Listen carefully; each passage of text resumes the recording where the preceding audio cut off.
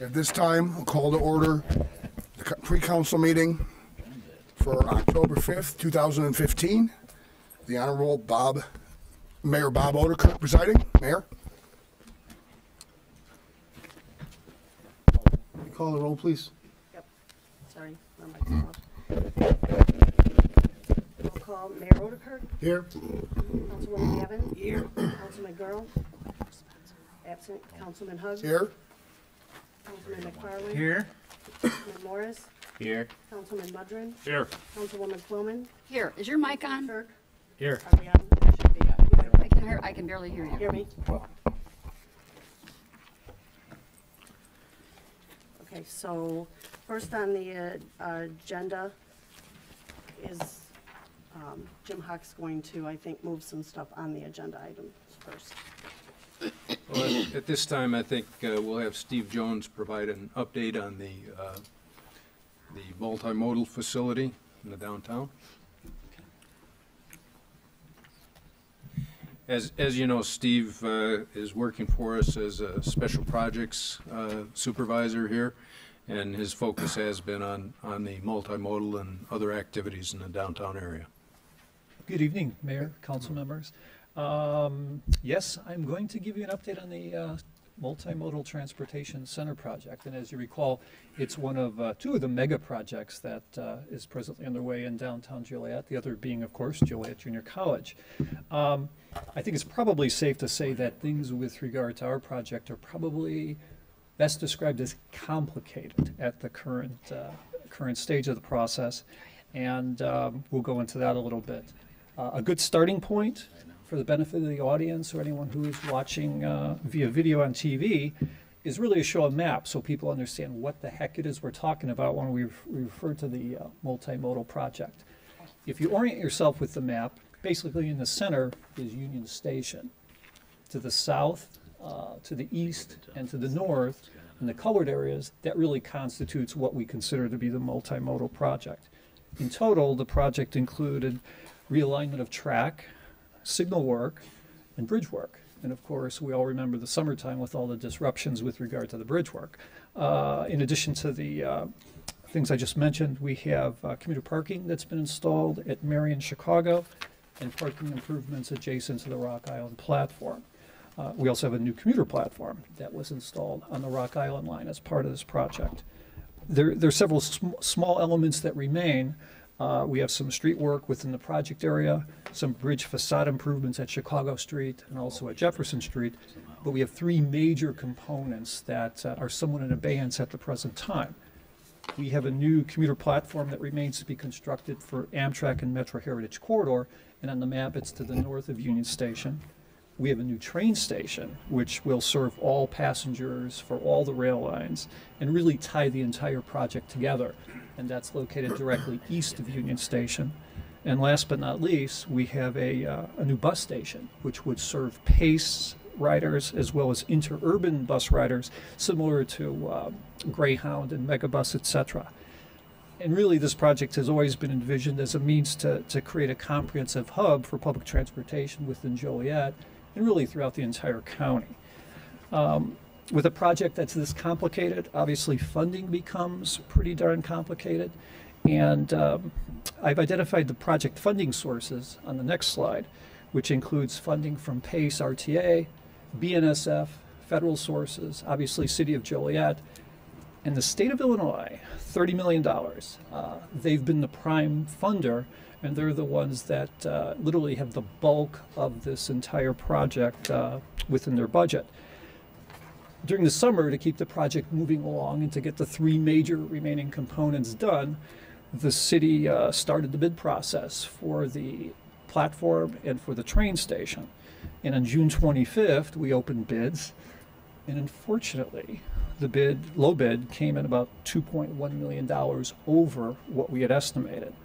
And what that meant was that the combined package of the three major elements exceeded what the state had allocated for this project.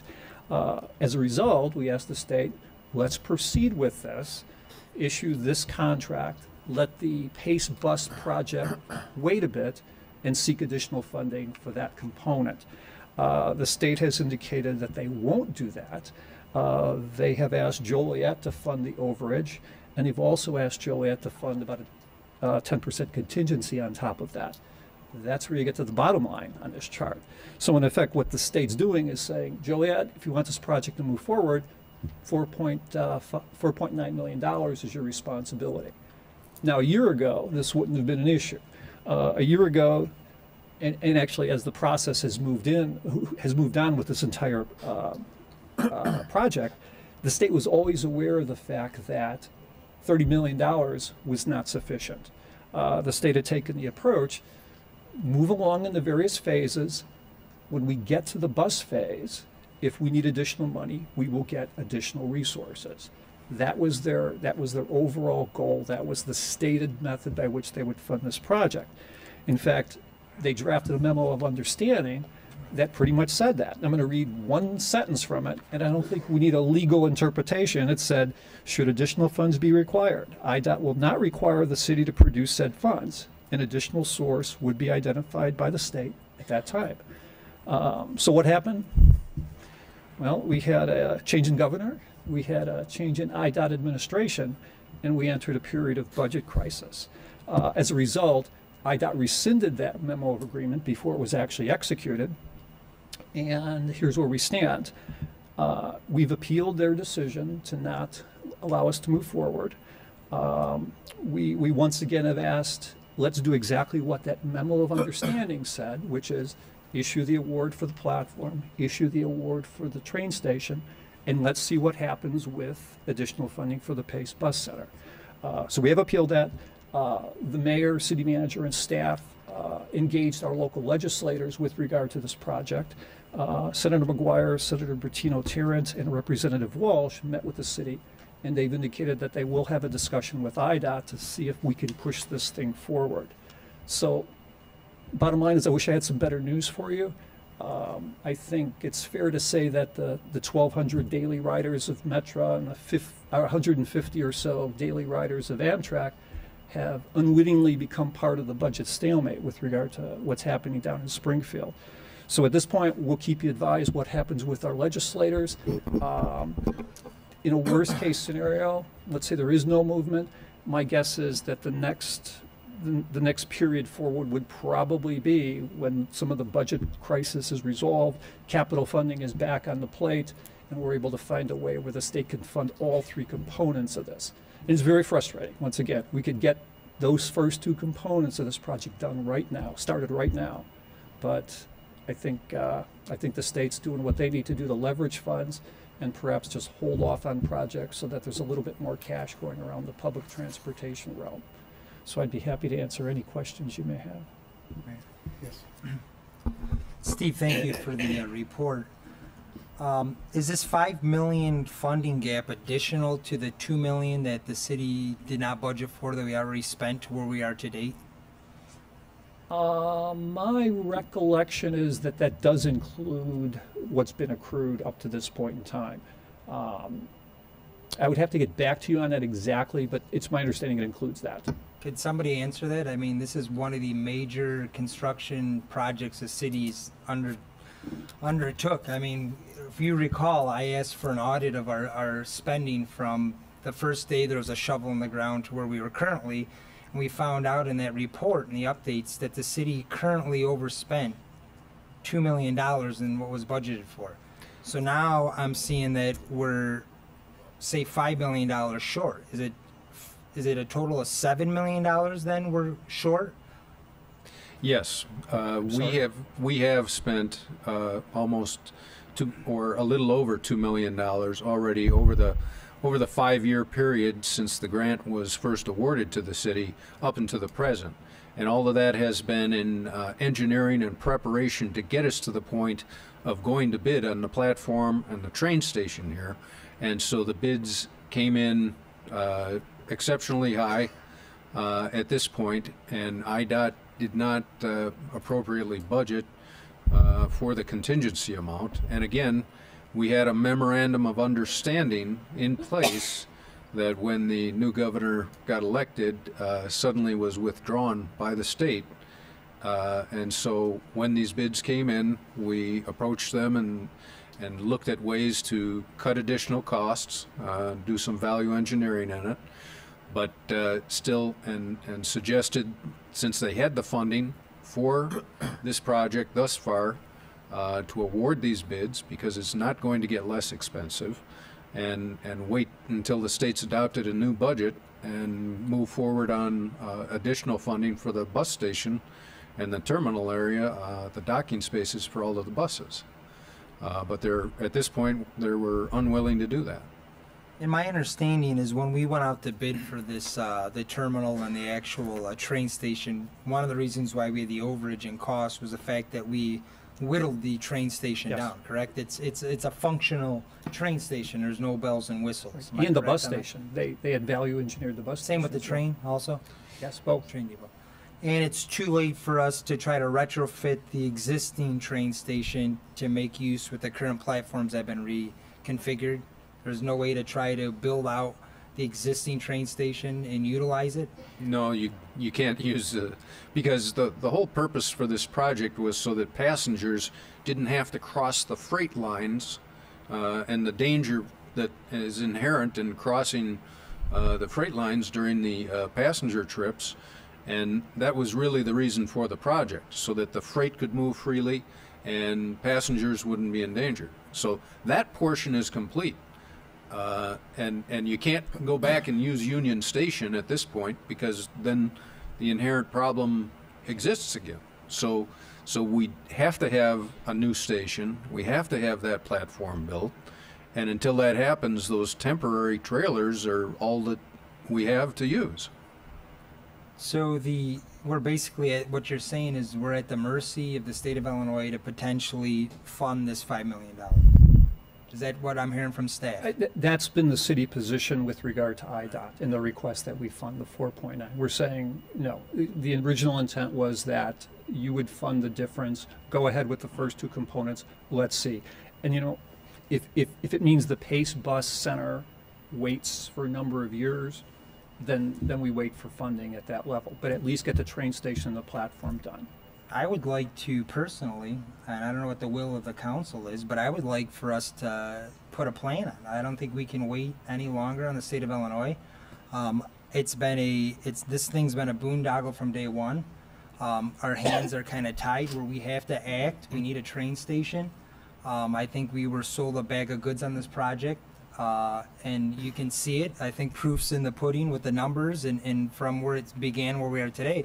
But we need a train station. I think staff and either the finance committee or one of the committees needs to look to see how we can come up with some funding, bonding or something to get a train station going. I know there's discussion tonight on the SSAs throughout the city, but we currently have a downtown SSA. Maybe we look at that SSA funding this current funding gap.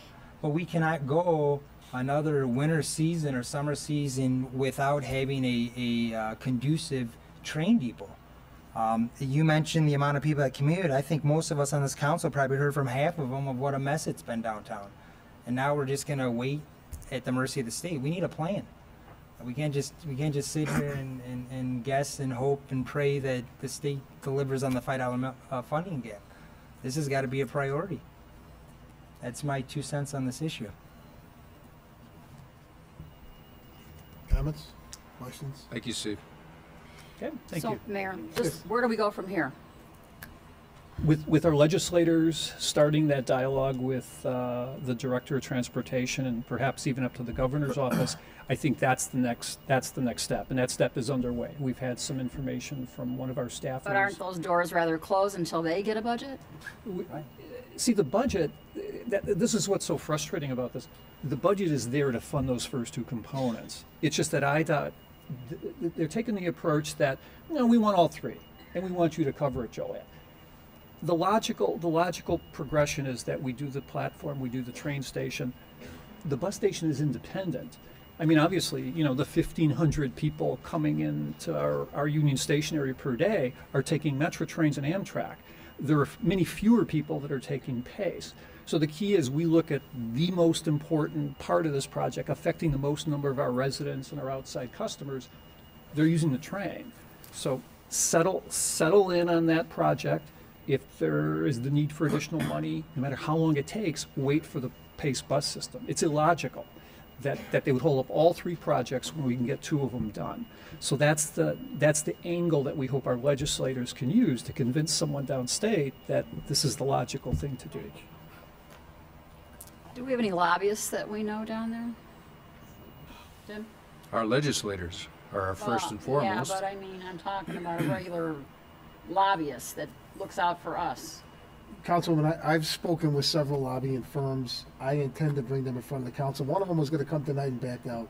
So I think it's something we have to look into, whether we're willing to employ a lobbyist for situations like this and a lot of other things that happen Okay. in Springfield. All right, thank you. We'll keep you informed. Yes. Steve, what's the time frame as far as our local legislators getting back to us after they meet with IDOT? Do we have any idea? We had our meeting 2 weeks ago, I believe. One of the legislative offices reached out for some additional information last week. It was my intent to give them a call and see what's happening, meeting set up, any movement. So my guess is within the next 1 to 2 weeks we should hear something. Obviously they have issues that they have to deal with downstate, but the three folks we met with certainly took this as a serious effort on their part. So Okay. Thank you. Mayor? Yes. Steve? We're gonna keep calling you back. that's okay. I'll just stay here. It's like a curtain call. Now, the 4.9 million, which includes the contingency fund, but does that include construction of the bus? You know, the estimated construction of the bus depot right now? Yes. The three elements of the major elements of the project, along with the two facade treatments, along with the additional street work, is all included. So if we could delay the RTA pace, we would save about 1.7 million until funding can be found.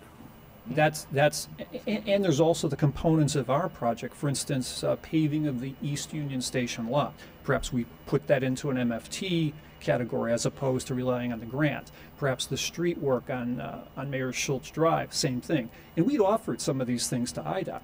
We said, we could potentially look at a few things to lower the cost by shifting them from the IDOT category to the City of Joliet category. But, again, it's all or nothing from their perspective at this point. Thanks. Can I go now? I just have one last comment. I think and I want to thank the staff. And I'm not being critical of you. You inherited this mess. And Jim, I want to compliment you and bringing Steve in to kind of get our hands around this, because I don't think anybody realized the complexity of this. If you look at the funding on here, you're dealing with the RTA, the BNSF, the federal government, the state government. It's been a mess. So kudos to you guys and Steve for you kind of wrapping your hands around this and reaching out to our legislators. There's nobody better than our legislators who go down to Springfield to fight for us and bring the bacon home. But the one thing we're missing is, what is Plan B? What we're doing is we're driving individuals to other communities to use these transportation components because of the inconvenience. We're doing all this work, and people are of habit. They're going to continue to go somewhere else than come here, and we want them. We want to. This was a major component for not only transportation, but revitalizing the downtown and bringing jobs. And I just don't want this to turn into a negative aspect. So I want to give you guys kudos and not be critical, but at the same time, we need to act swiftly on this. Make sure we are dotting our I's, crossing our T's, and making sure we're not inconveniencing our residents and drawing people to other communities that are benefiting from our mess here. So Thank you. And since you've thrown out some kudos, let me just tell you, Kendall Jackson, who's sitting over there, and Lisa Dorothy have been the prime staff movers on this. I came in at the tail end. I mean, they're the people that have kept this project on task. So, thank you. I'm sitting down.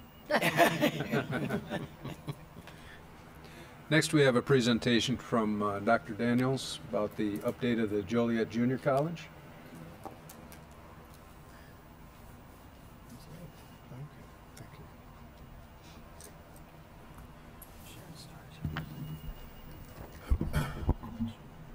Good evening. Good evening. It's a pleasure to be here to have this opportunity to address the council. I try to do this once a year to give you an update. We have good news on our building that I wanted to share with you, and if I can get the PowerPoint up, we'll get started.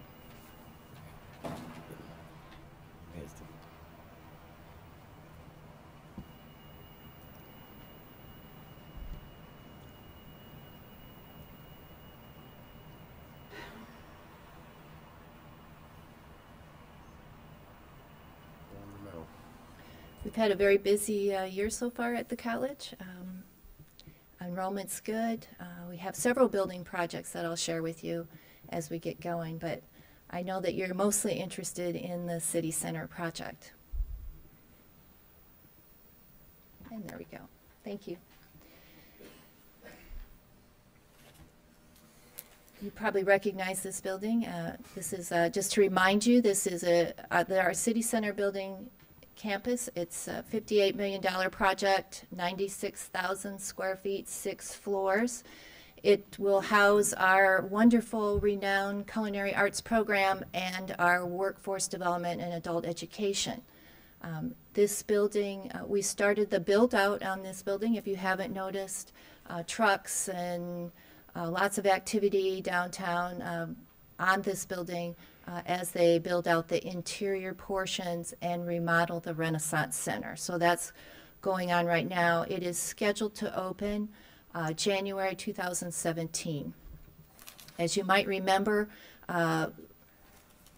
Governor Quinn gave us $10 million toward the build out of this building, and then our current governor froze that $10 million.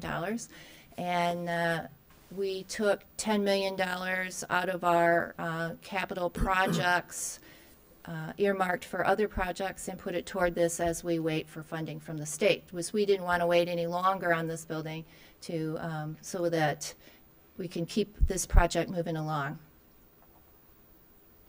So I wanted to show you a little bit about the inside. So here are some renderings on the inside. This is one of the public areas that has glass windows into the culinary arts program so that you can see what's going on.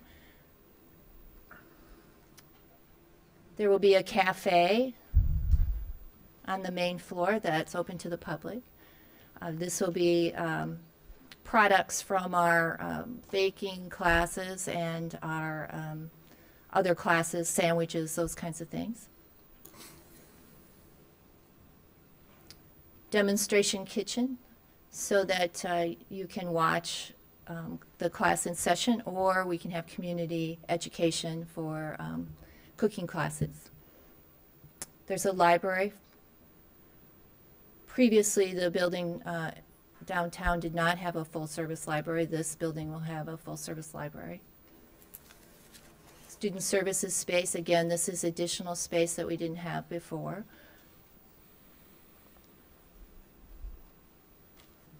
Testing centers, student lounge space, be a beautiful view. This is on the top floor.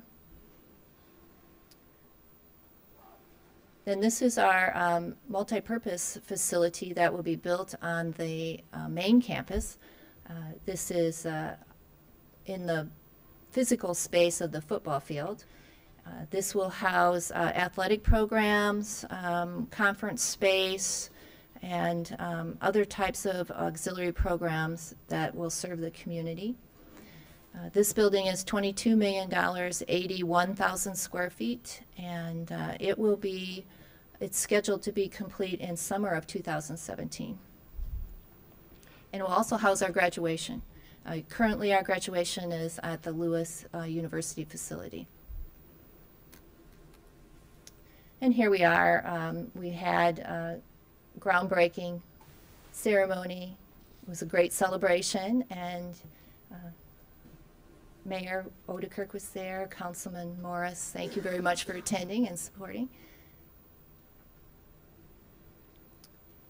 Here's the entryway. Oh, I guess sorry for jumping back and forth. Entryway to the building. South end, inside the multipurpose center. Competition, basketball.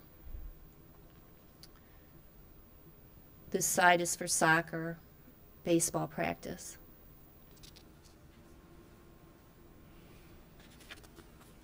Our next project is Romeoville. At Romeoville campus, we are doubling the size of our facility there. This is a $19 million, 49,000 approximately square foot project, also scheduled to open in the summer of 2017. And the Romeoville campus has not expanded any since it was built in 1993. It's serves, the enrollment has grown 45% over the last 10 years, so it's one of our fastest growing areas in our district. And so this campus will be, it has about 4,000 students at this campus, and that's larger than many small standalone community colleges. So we plan to have a full service campus. Oops. It'll have student services, bookstore, cafeteria, and classroom and laboratory space. So that's what's going on at Joliet Junior College, and I wanted to take this opportunity to thank our city partners. You've been amazingly great to work with on the City Center campus. It's been very helpful to have those great partnerships that can help us get through all the red tape and the project processes that we have to do on that. So thank you very much. Thank you, Doctor. You're doing a great job. Thank you. Great job. Dr. Daniels, just kudos out to you. You're doing a great job with that. But you wouldn't happen to have 4.9 million anywhere offer, would you? I wish. We're all waiting for the budget to get solved so that we can get some of our money back. Yes. Any other questions? Doctor, one question. You said January 2017 is your anticipation completion for the build-out Yes. for the downtown city. Could you tell me any estimates of the amount of students that will be coming and going from that facility in terms of instruction?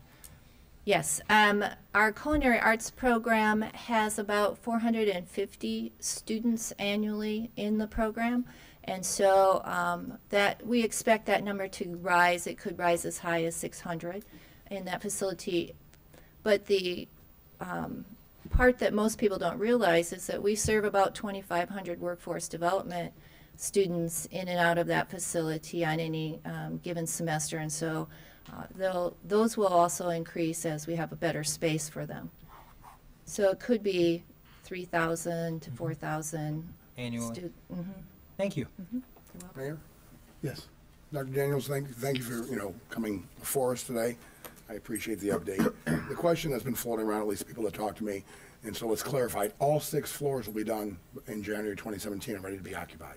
Yes, that is correct. Okay. And also the Renaissance Center is being remodeled at the Right. same time.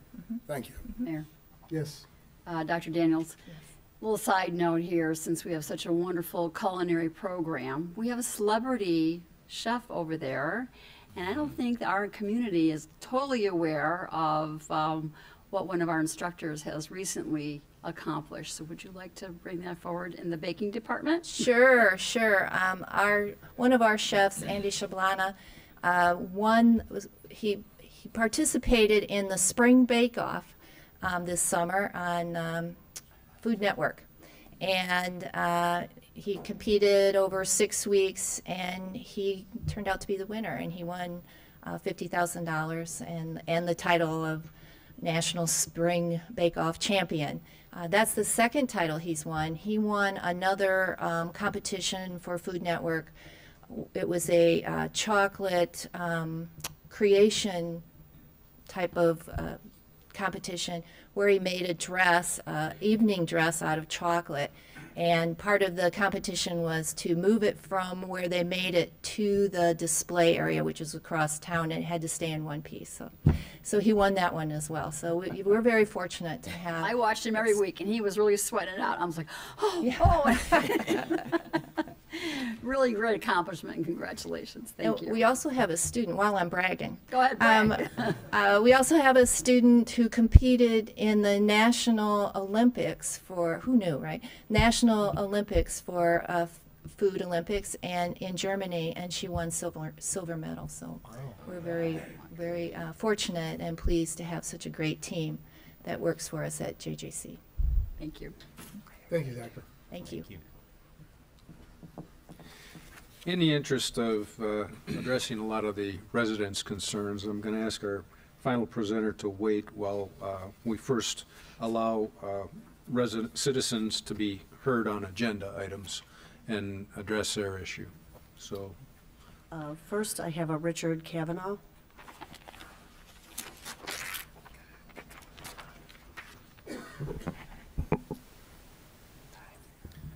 Thank you, Mr. Hawk. And I think all of the residents who are here with respect to this one item appreciate the ability to get up and talk early on.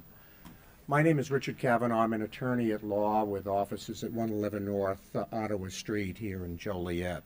I represent Frank and Lillian Sepon, who are also here, who live on the north side of Spencer Road, immediately across from the entrance to the Spencer Road Industrial Park.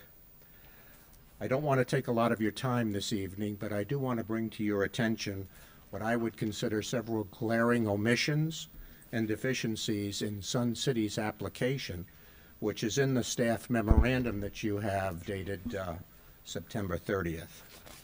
You have their application before you. It's a special use request for outside truck storage, parentheses, terminal. I assume this means carting, express, and hauling establishments under section 47-14.2A-D of your zoning ordinance. The application mentions a proposed 10,000 square foot industrial building with 4 loading docks, minor truck sales, and 25 to 30 trucks. The application form and the special use then lists the 7 standards which the applicant must meet by clear and convincing evidence. Those 7 standards are taken verbatim from your ordinance. If you have that memorandum in front of you, I'd like you to take a look at page 3 of the application, which is in City Council Memo 523-15. The 7 questions. Question 1. How will the establishment, maintenance, or operation of the special use affect the public health, safety, morals, comfort, or general welfare? Answer, no impact. Ladies and gentlemen, no impact is a statement. It's not evidence. It's not evidence. Question 2, how will the special use impact properties in the immediate area? Answer, this will be the first development on Workers' Court. Neighboring businesses are transportation related. Again, that's a statement, not evidence. Question 3, will the use impede the normal orderly development or improvement of surrounding property? Answer, no. Once again, that's a statement, not evidence. 4, are adequate utilities, access road, drainage, and/or necessary facilities provided? Answer, yes, the site is fully engineered with retention on Workers' Court. This response may be adequate. Question 5, have adequate measures been taken to provide ingress-egress designed to minimize traffic congestion in public streets? Answer, yes. Direct access to I-80 via Briggs.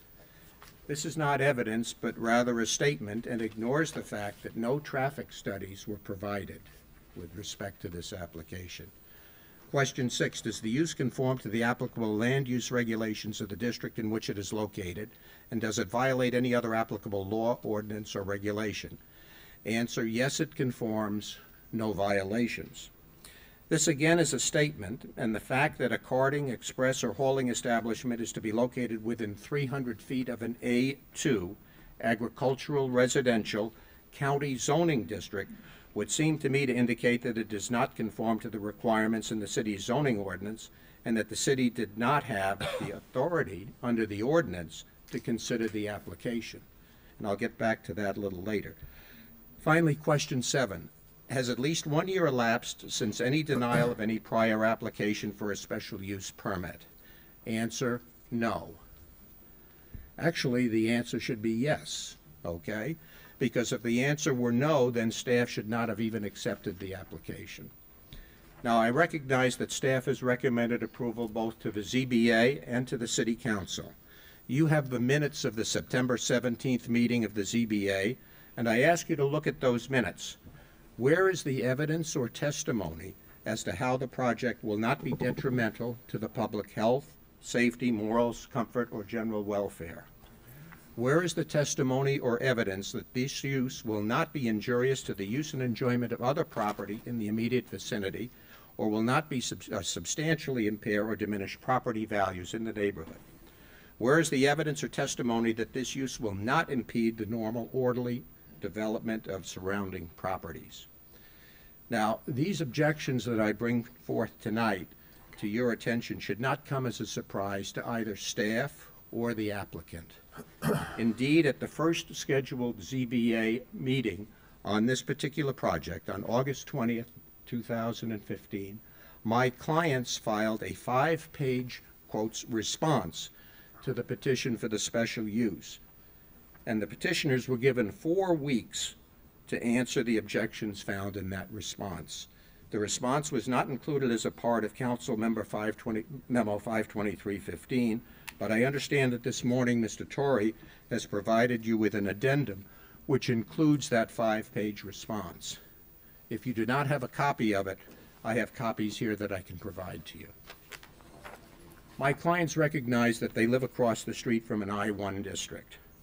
An I-1 district, under the terms of your ordinance, quotes, permits those industrial uses not otherwise required to have a special use permit with limited objectionable external effects.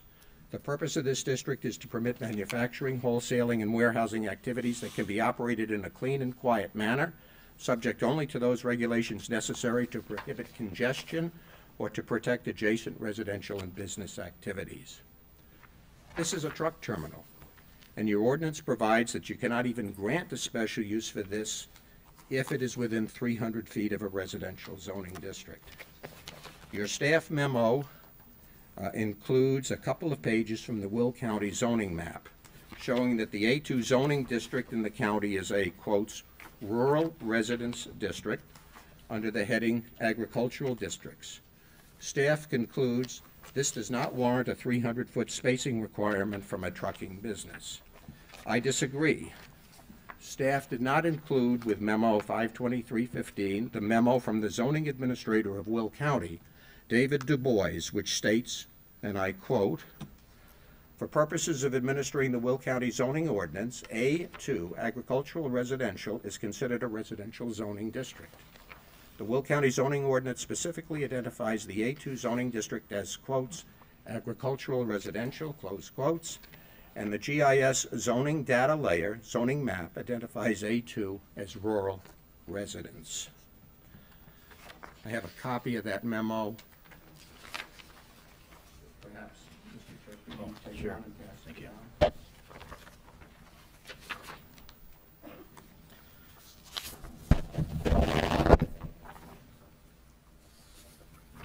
Finally, I would ask you to take the time to watch the video of the September 17th Zoning Board of Appeals meeting. The hearing before the Zoning Board of Appeals. At the 9-minute and 50-second portion of that tape, Chairman Hennessy asked the question, how many trucks a day will there be there? The respondents, the applicants, answered, 3 or 4 trucks a week will be in for service. That's a non-responsive response.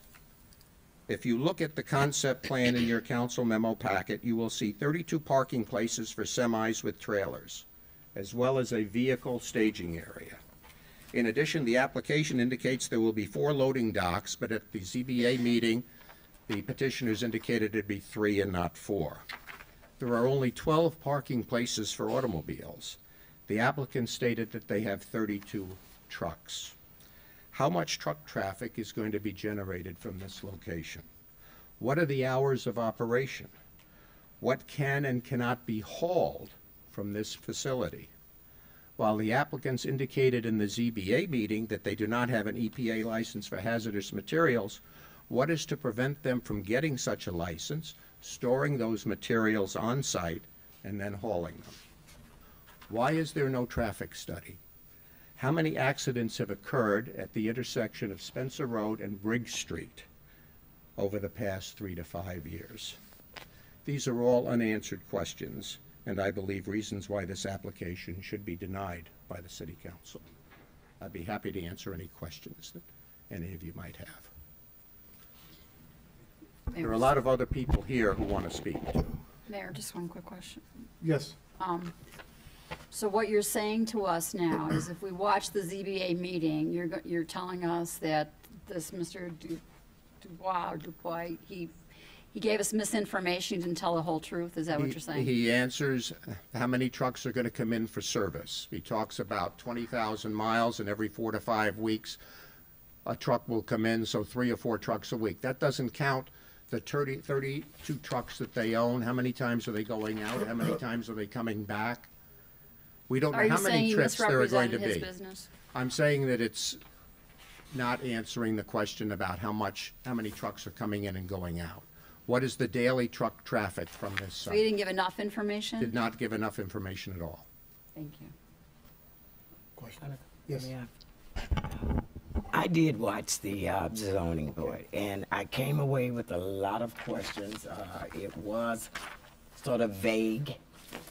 There was some things that I think that some of you were here to try and present, and it kept saying it was legal, and they couldn't discuss that. And so with That- the information. Okay. No, go ahead and finish, but I think I know what you're getting to. Okay, but the information I received from watching that really gave me pause in that, and I think that was in response to the issue of the memorandum or the response that my clients filed, talking about things like, how does it meet the criteria that are set forth in your ordinance? And then this A2 issue, which staff has said, we interpret that as agricultural, not residential, which is why I sent a copy of that memo that hopefully you all have now to Mr. Torrey, stating that the county interprets that zoning as residential for all purposes. And believe me, I know that because I was on the other side of that same question for a zoning case that I had with the county. yeah, well, it did. It still left me with a lot of questions about it. Thank you. Mayor. Did you say you did not receive a response to Mr. and Mrs. Seapon's opposition? No, Would no. you just clarify that statement? Well, I'm sorry. what I was, the issue is whether or not a copy of their response, their written response, which was filed on August 20th. Okay, that's there a what this copy of is. then. that? Yeah, we just got this in front of us today. Okay, yeah. Okay, It wasn't included in your staff memo. I had copies of it here in case. Got it, correct. it I just hadn't wanted to been clarify provided. that. Yeah. The second comment I'd have is I also went back and watched the zoning board of appeals meeting, and I'd like to apologize to your clients and those that are in attendance for a comment from a commissioner referring to you all as a bunch of kids. I apologize for that comment.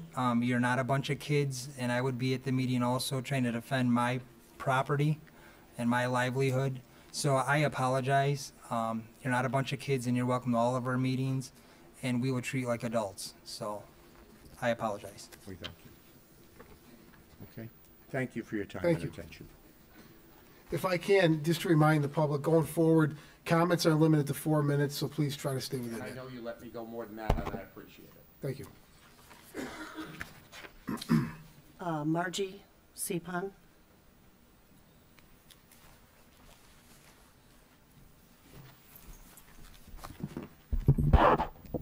Good evening. My name is Margie Sepon, and though I live in Willowbrook, Illinois, I do consider my family home to be 1425 Spencer Road. So I am here to object to the petition for the special use application at 1611 Workers Court on behalf of my parents as well as an individual. Now, one thing that I would like to express is that the community, we've been working together, and the community is not opposed to the development of this very small industrial park. We do understand economic growth, and what we do, however, oppose adamantly is that opening this industrial park to trucking terminals. That type of use is completely inconsistent with the nature and the character of the area. More specifically, we submit that this particular application for the trucking terminal completely fails, as Mr. Kavanaugh has presented, to conform to the requirements of the Joliet zoning ordinance. That zoning ordinance, as mentioned, requires that the applicant presents clear and convincing evidence. The reason for this clear and convincing evidence, it is designed to determine whether the proposed use is consistent with the general welfare, health, safety, and comfort of the community. The petitioner's responses to those factors demonstrate that there was no serious thought or investigation into the impact of that special use on the community.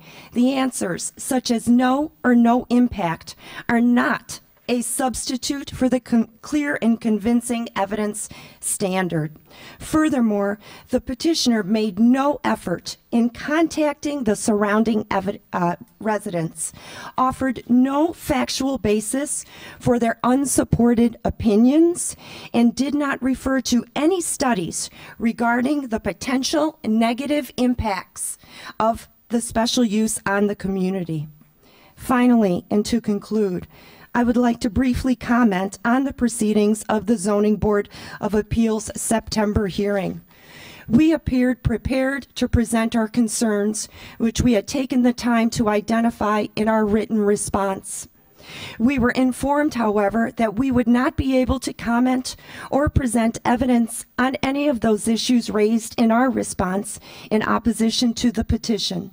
So we greatly appreciate the opportunity to have full and meaningful participation in this proceeding, and to have you as the members of the City Council hear our very sincere concerns about the negative impact threatened by this proposed special use. And we truly thank you, and thank you for your time. Thank you. Next is Frank Sepon.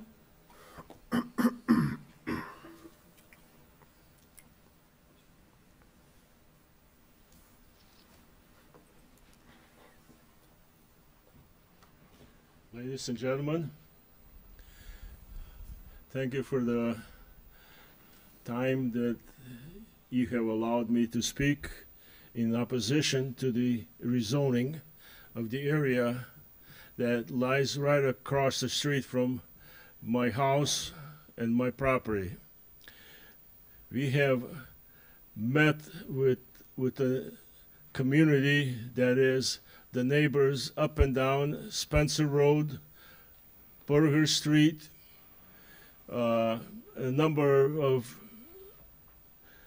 individual people came to our house and they said, "Well, we support you." My opposition is not to repeat what's been already said, is the traffic that from this new area is only one exit onto Spencer, and then within 200 feet the exit is onto Briggs. And the speed limit on Briggs is 40 miles an hour. There's no stop sign. Because I live right in that corner, I've seen so many fatalities through the years. Most recent, there was a teacher that was a teacher down at Union School. I won't mention how many minor accidents happened at that intersection. Now, just imagine you bring semis, they try to merge with the traffic on Briggs. Now, the traffic on Briggs is going to only increase. You got IKEA coming in, you got Amazon coming in, and they'll all take Briggs to Laraway and then go to their warehouses. The other opposition that I have is my property is within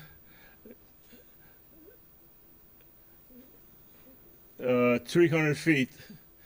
It's about 175 feet for the road, and give another 20 feet, so that portion doesn't hold true. The other thing is, if you follow down, the Workers' Court is a dead-end street, and it ends into a tributary for Sugar Creek runoff, and also at the end of the so-called rezoning property, there is a a retention pond, which it's a relatively small by my standards. So if it fills up, the overflow is going to go into the Sugar Creek tributary and then down through Sugar Creek and who knows what. And knowing truck traffic, semis, maintenance, the wash will also follow down, which could be gasoline, oil, grease, who knows what. And well, there are other people that have similar comments, but I'll stop at this point. Thanks for the time. Thank you. Next is Beverly Baker.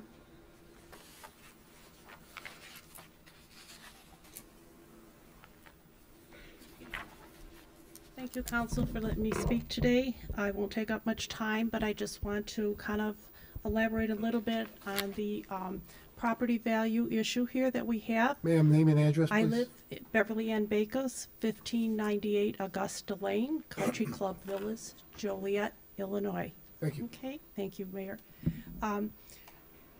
Spencer Road, first of all, is not built for truck traffic. Right now, it's just a two-lane street. It's very quiet. People there maintain their property.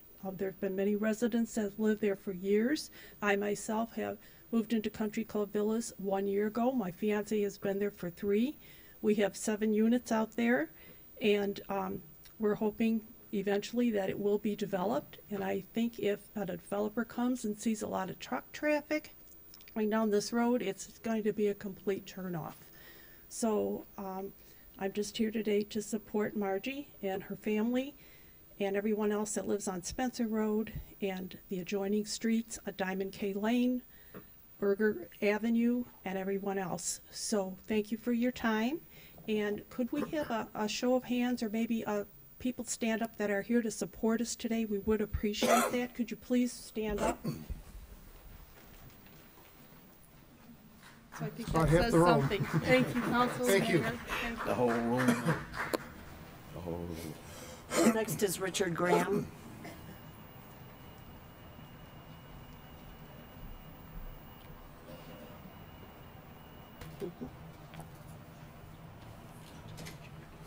Good evening.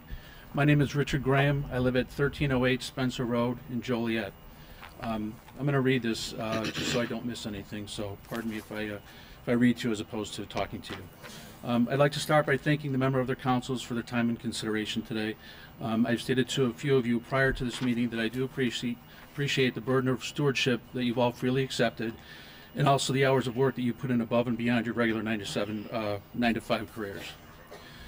So I stand here before you to oppose a special use permit being considered at 1611 Workers Court for a number of reasons. Let me first state that I, nor anyone in our group, is opposed to developing the industrial park on Spencer Road. We applaud all thoughtful and proper efforts. The present sole resident of Spencer Road Industrial Park, Doheny, has been a wonderful neighbor, and we have absolutely no complaints. They conform to all the requirements of a light industrial zone. Their predecessor, Dawn, was also an excellent neighbor. What I've provided for you is just some Google Maps of some of the things I'm just going to talk about now. The first concern that we have is that the intersection of Briggs and Spencer is simply not designed to handle Class 3 truck traffic. Unless one has actually witnessed a semi-tractor trailer truck make a turn onto Spencer from Briggs, one cannot truly understand how ill-fitted this intersection is to handle Class 3 truck traffic. It's a long and dangerous turn. If you look at, I've got it marked in the upper left-hand corner of diagram 1. The right turn on Spencer from Briggs is less than a 90-degree turn, even with the softened curb that's been provided. By the time the semi straightens out, it has to make a left turn onto Workers Court. Its back end is just clearing Briggs. Spencer Road, the next one is diagram number 2. Spencer Road prohibits truck traffic. There are signs posted as such. As soon as these truck drivers realize that they can travel west on Spencer to Berger, or even to Old Manhattan Road, and Old Manhattan Road is diagram number 3, to avoid the intersection at Briggs and Spencer, they will do so, signs or no signs.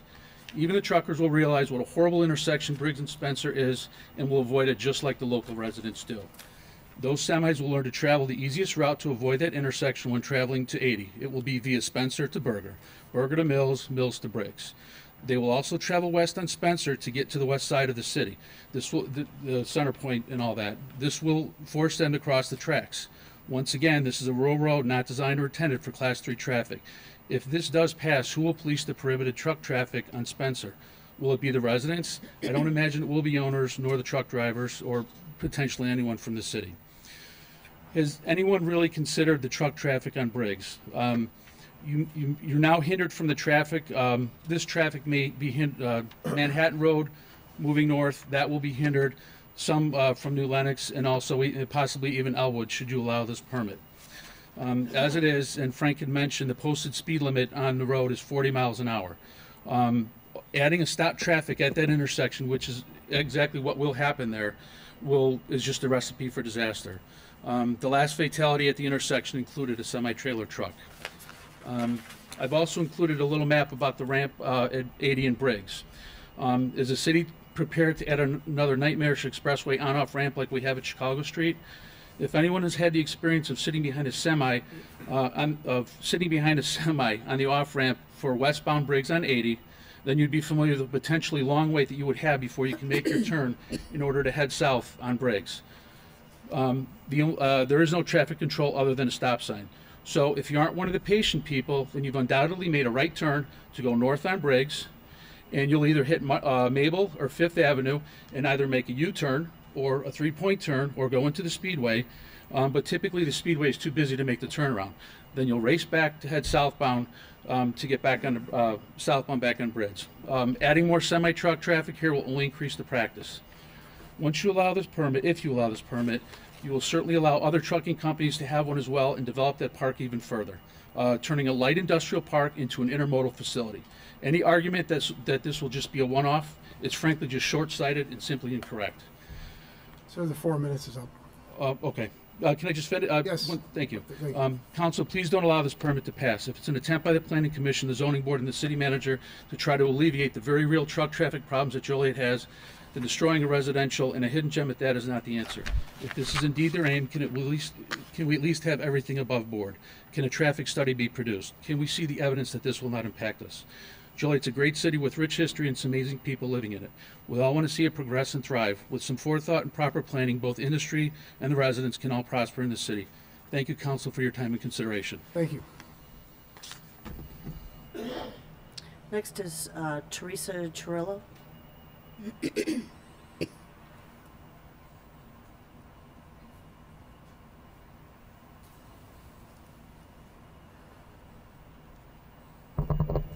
My name is Teresa Cirillo. My address is 1577 Pinehurst Drive at Country Club Villas.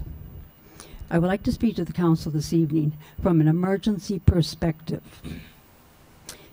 My concern is if there's trucks lined up on Spencer Road and an emergency vehicle, a fire engine needs to come through on Spencer to serve the residents on Spencer Road in Country Club Villas where my husband and I live. How is the emergency vehicle the fire engine supposed to get to us? Spencer Road is a 2-lane road. It's not a 4-lane highway. There's no shoulder to the north nor to the south on Spencer Road. At Country Club Villas where my husband and I live, there's no entrance or exit to the north part of the property, nor to the east, nor to the west. Spencer Road is the only way in and the only way out for Country Club Villas. So if there's trucks lined up on Spencer Road, how are even we supposed to get out to get to Briggs and I-80? And how is an emergency vehicle supposed to serve the residents and the homeowners at Country Club Villas? Thank you for listening and thank you for your time. Thank you. Next is Greg Adams. Do you remember we approved that PUD for Country Club Villas out there?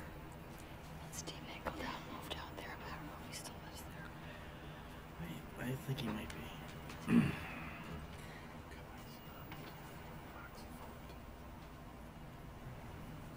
Good evening. Good evening, your mayor, to the council board.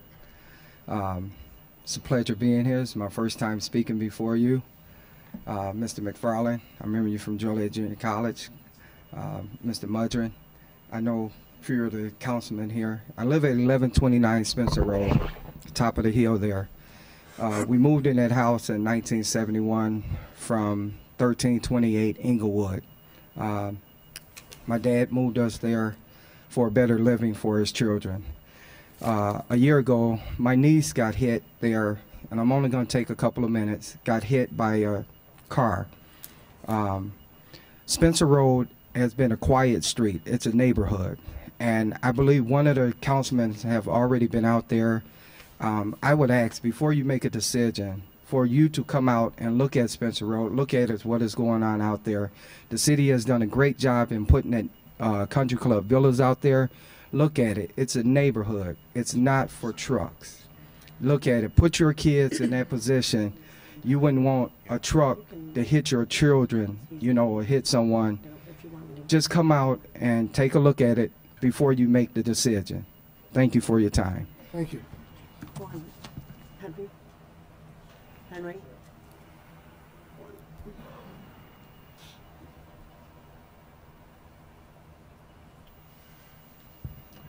Hello. Joliet's got much to be proud of.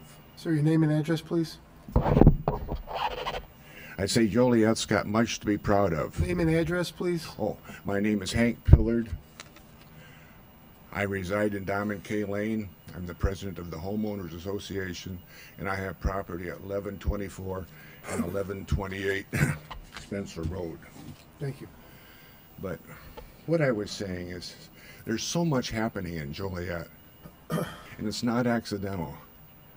And you people deserve a big pat on the back for what you're doing. There's no question about it. Right now, I would like to tell you that in 1970, an executive of Northern Illinois Gas told me this: we expect that Briggs Street is going to be the Larkin Avenue of the East Side. Now that's 45 years ago, and things have been awfully slow, but it looks like we're on the racetrack now. Things are indeed happening, and a lot of decisions have to be made because we're proud of that area, and we have much to be proud of out there on Spencer Road. In fact, you saw a presentation of Joliet Junior College. Our lady spokesman here is an economics professor at Joliet Junior College. We're proud of the country club. We can embrace the vision of country club villas, and what a tax base that could be in the future. But we're interested as homeowners in upholding the image and the quality that Joliet deserves, and people that are traveling in that area. But we're frightened a bit today. I personally am really concerned about our lifeblood, the water that's underneath the ground that we can't see, but it's there. And hazardous materials and things like that that are causing who knows what, birth defects, shortened lives. And I see the potential of this being a real threat here. And then I think of the health departments that examine restaurants, and if they don't follow the rules, they shut them down. And I think that's where you people are going to have to be with some of this stuff here. If they don't live up to what they're supposed to do, they're going to have to be shut down, their licenses taken away. But I do believe that visionaries would know that an industrial park of any size should have its own streets that the trucks are limited to. There's no reason that they couldn't exit out onto Briggs Street. Don't even have to turn on Spencer Road. That's going to be a nightmare, folks. It's just getting started out there. It's going to be tremendous. But good government is going to address problems. We're going to resolve those problems. And it is our hope that your vote on this could be unanimous. We would also say that it's our prayer that your vote will be just and fair. Thank you. Thank you.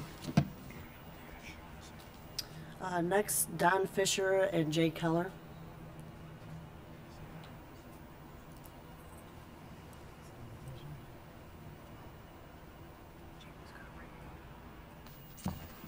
My name is Don Fisher. I reside at 1019 Cary Lane, Joliet, Illinois.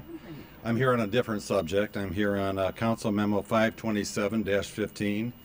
It's an ordinance proposing special service areas throughout the city of Joliet. I believe there's 3 special service areas that are being proposed.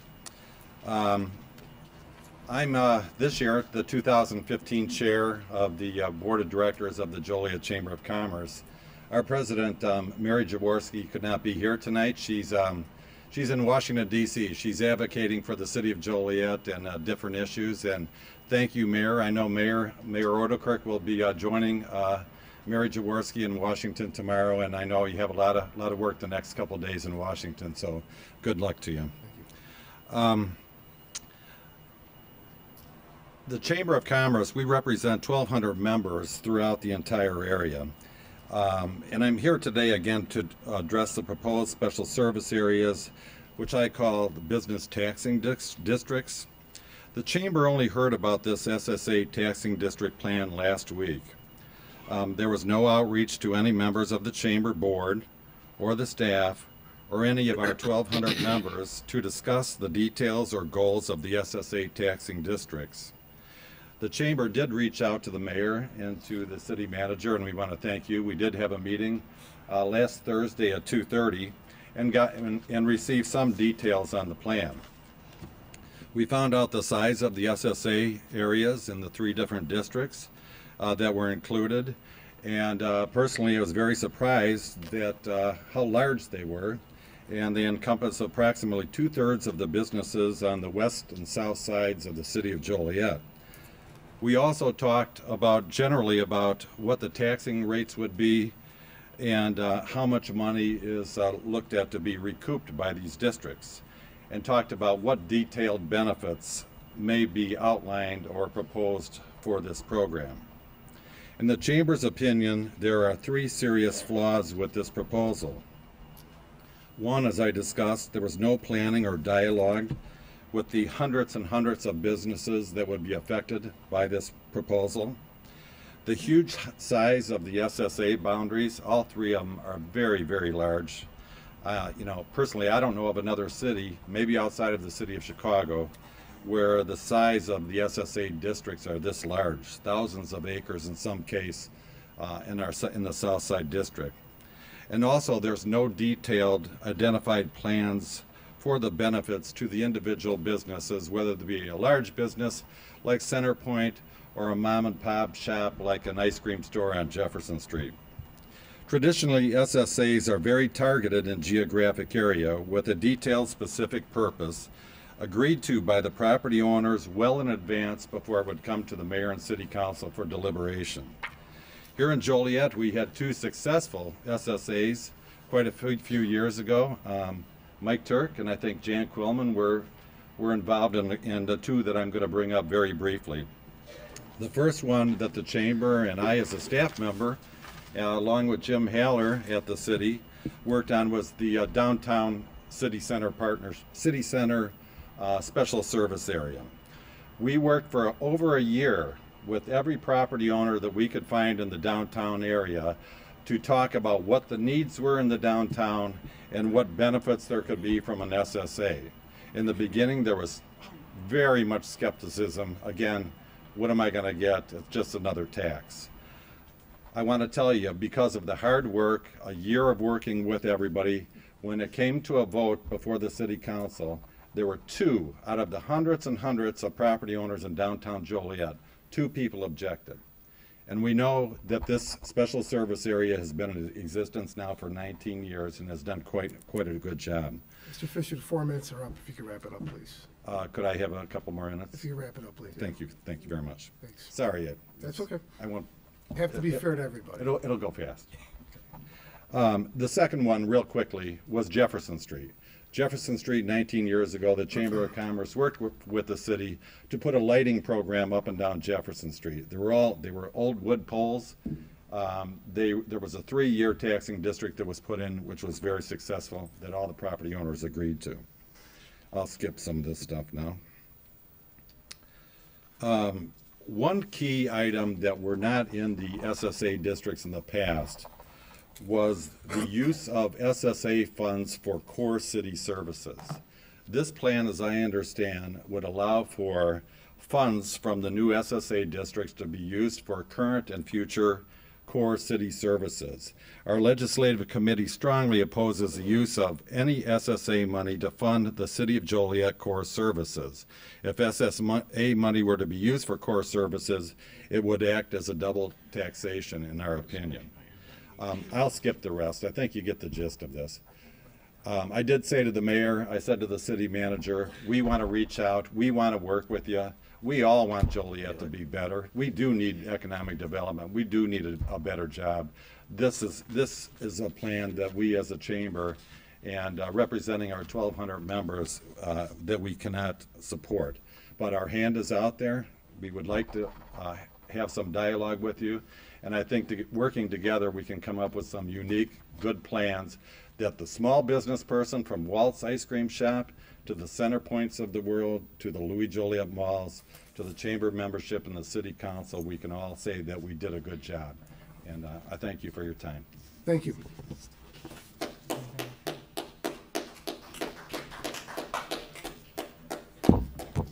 Good evening. My name is Jay Keller. I reside at 117 Aurora Avenue in Naperville, Illinois. I am here on behalf of two clients this evening. One, the Chicagoland Speedway. I've represented the Speedway for 17 years. That was 2 years prior to the development of the Speedway. And I have represented Penn National Gaming, the Hollywood Casino in Joliet, for 22 years. Both good partners with the city, and we appreciate our partnership with the city. I'll be very brief. We're just here to let you know and to put on record that we are very concerned and at this point opposed to this proposal, the SSA being proposed. We would love to work with you going forward. This came upon us pretty quickly. Again, we have no problem sitting down and continuing that relationship that we have with both facilities. As you know, both facilities are proud of the fact that they're economic engines for the city of Joliet. We look forward to that continued relationship. Look forward to working with you on this issue, but at this point we would ask you respectfully that you reject this proposal going forward. Thank you. Next is John Grueling. Good evening, Mayor, members of the City Council, all those present tonight. John Grueling. I reside at 1561 Monarch Avenue in New Lenox, Illinois, and I'm here tonight as the President and CEO of the Will County Center for Economic Development. Tonight, the CED cannot support the creation of 3 new special service areas that are being proposed in Joliet. You know the areas: West Jefferson, Louis Joliet Mall, and then the Southern Intermodal Speedway Casino districts. The program as proposed will raise millions of dollars, all of which by law must be spent within these districts that your ordinances would create. The plan is to use the new taxes generated from these areas to further economic development of the city by providing funding for marketing programs, incentives for new and expanding businesses, infrastructure projects supporting new business development, and the cost of new staff to carry out this program. This is an ambitious program, to say the least. However, there are a lot of unanswered questions. Asking the Joliet business community to support the city's economic development efforts is a fair request. After all, the businesses and property owners in these planned SSAs already have invested tens of millions of dollars in your city, in our city, and should appreciate the city's efforts to grow the economy. But how are the boundaries of the SSAs established? Exactly what is going to be funded and at what cost? And what are the benefits the businesses in these districts can expect to realize for their extra property tax payments? Why should businesses already providing a significant share of the city's property taxes be asked to pay again? A proposal like this that is rushed through can provide unintended consequences. Businesses operating on thin margins will be pushed to other locations. As fixed costs go up, people lose their jobs. The last thing Joliet wants to do is make itself less friendly to business.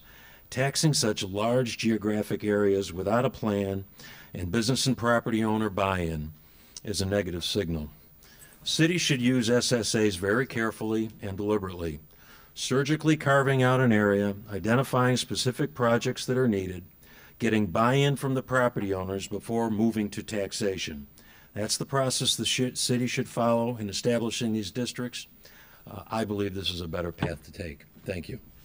Thank you. Next, we have Kimberly Gilbert.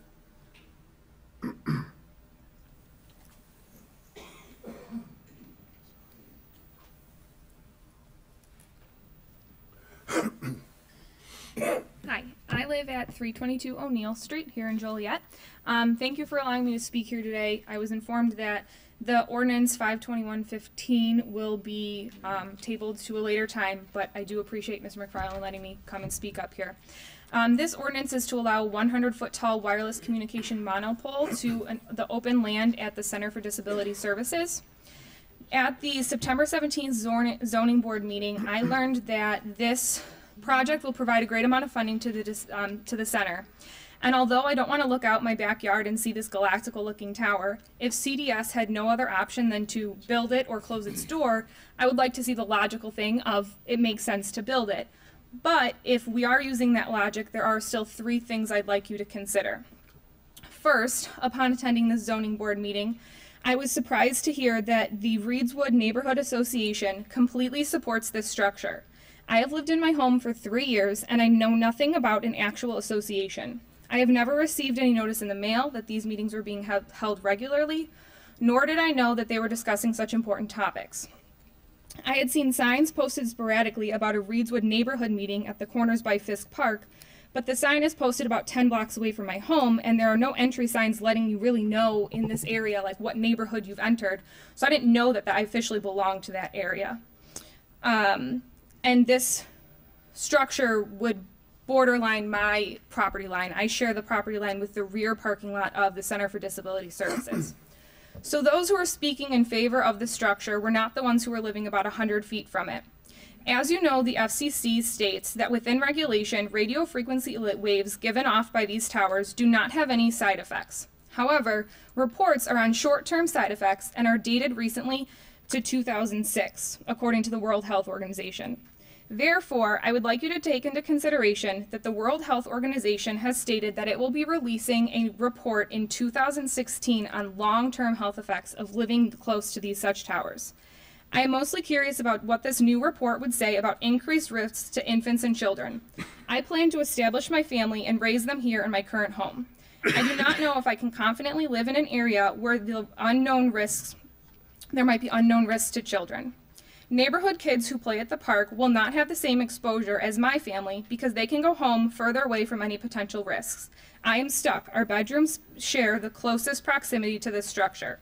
Therefore, I hope that this tower can be built after this report is made public and that the public's health is reevaluated. I cannot see putting anyone's health unnecessarily at risk when the data being used to support this build is so old and the technology has changed so much. Secondly, upon my research, I discovered that the FCC and the FDA work very closely with providing information to the public about these towers and exposures to radio frequency or RF waves. Interestingly, though, the FCC states on their website, and I quote, "The FCC does not have the resources or the personnel to routinely monitor the emissions of the thousands of transmitters that are subject to FCC jurisdiction. How am I to trust that this structure maintains appropriate levels? How am I to know that the subcontractors by T-Mobile and National Wireless Ventures commissioned to build this maintain their end of the bargain? Will they be sending out reports regularly to homeowners nearby?" Additionally, I quote, "that it should be emphasized that the FCC does not perform RF exposure investigations unless there is a reasonable expectation that the exposure limits have been exceeded." I don't really see how there's any way of knowing until that it has become a problem and it's too late. Lastly, after last month's zoning board meeting, the plans were released for this project, which draws upon additional concerns. The drop-fall radius for this tower is within a meager distance of my home. When looking at that document, there's an overhead circle, and it's mere inches from my house and my property line. Ma'am, the 4 minutes are up. Can you please wrap Okay. So I have concerns about collapsing monopoles and news reports of them catching on fire for various reasons with tall trees in the area. There's nothing in the report about it being grounded or having lightning rods. So I am concerned that if there is a collapse, that it's so close to my property line that my house could be in danger along with my family members. So I ask that if you do approve this structure, consider moving it further down the property line on the Center for Disability Services, because they do have 2 areas of open land there, instead of putting it mere inches from my house. Thank you. Thank you. Next is Marilyn Vargo.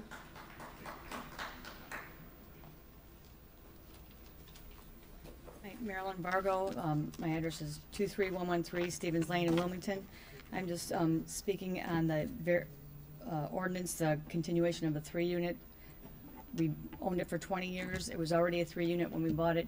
We've been working with the inspectors and everything, and have complied with making it a studio instead of an extra bedroom on the 1 unit. So I know somebody had concern about the density in the neighborhood.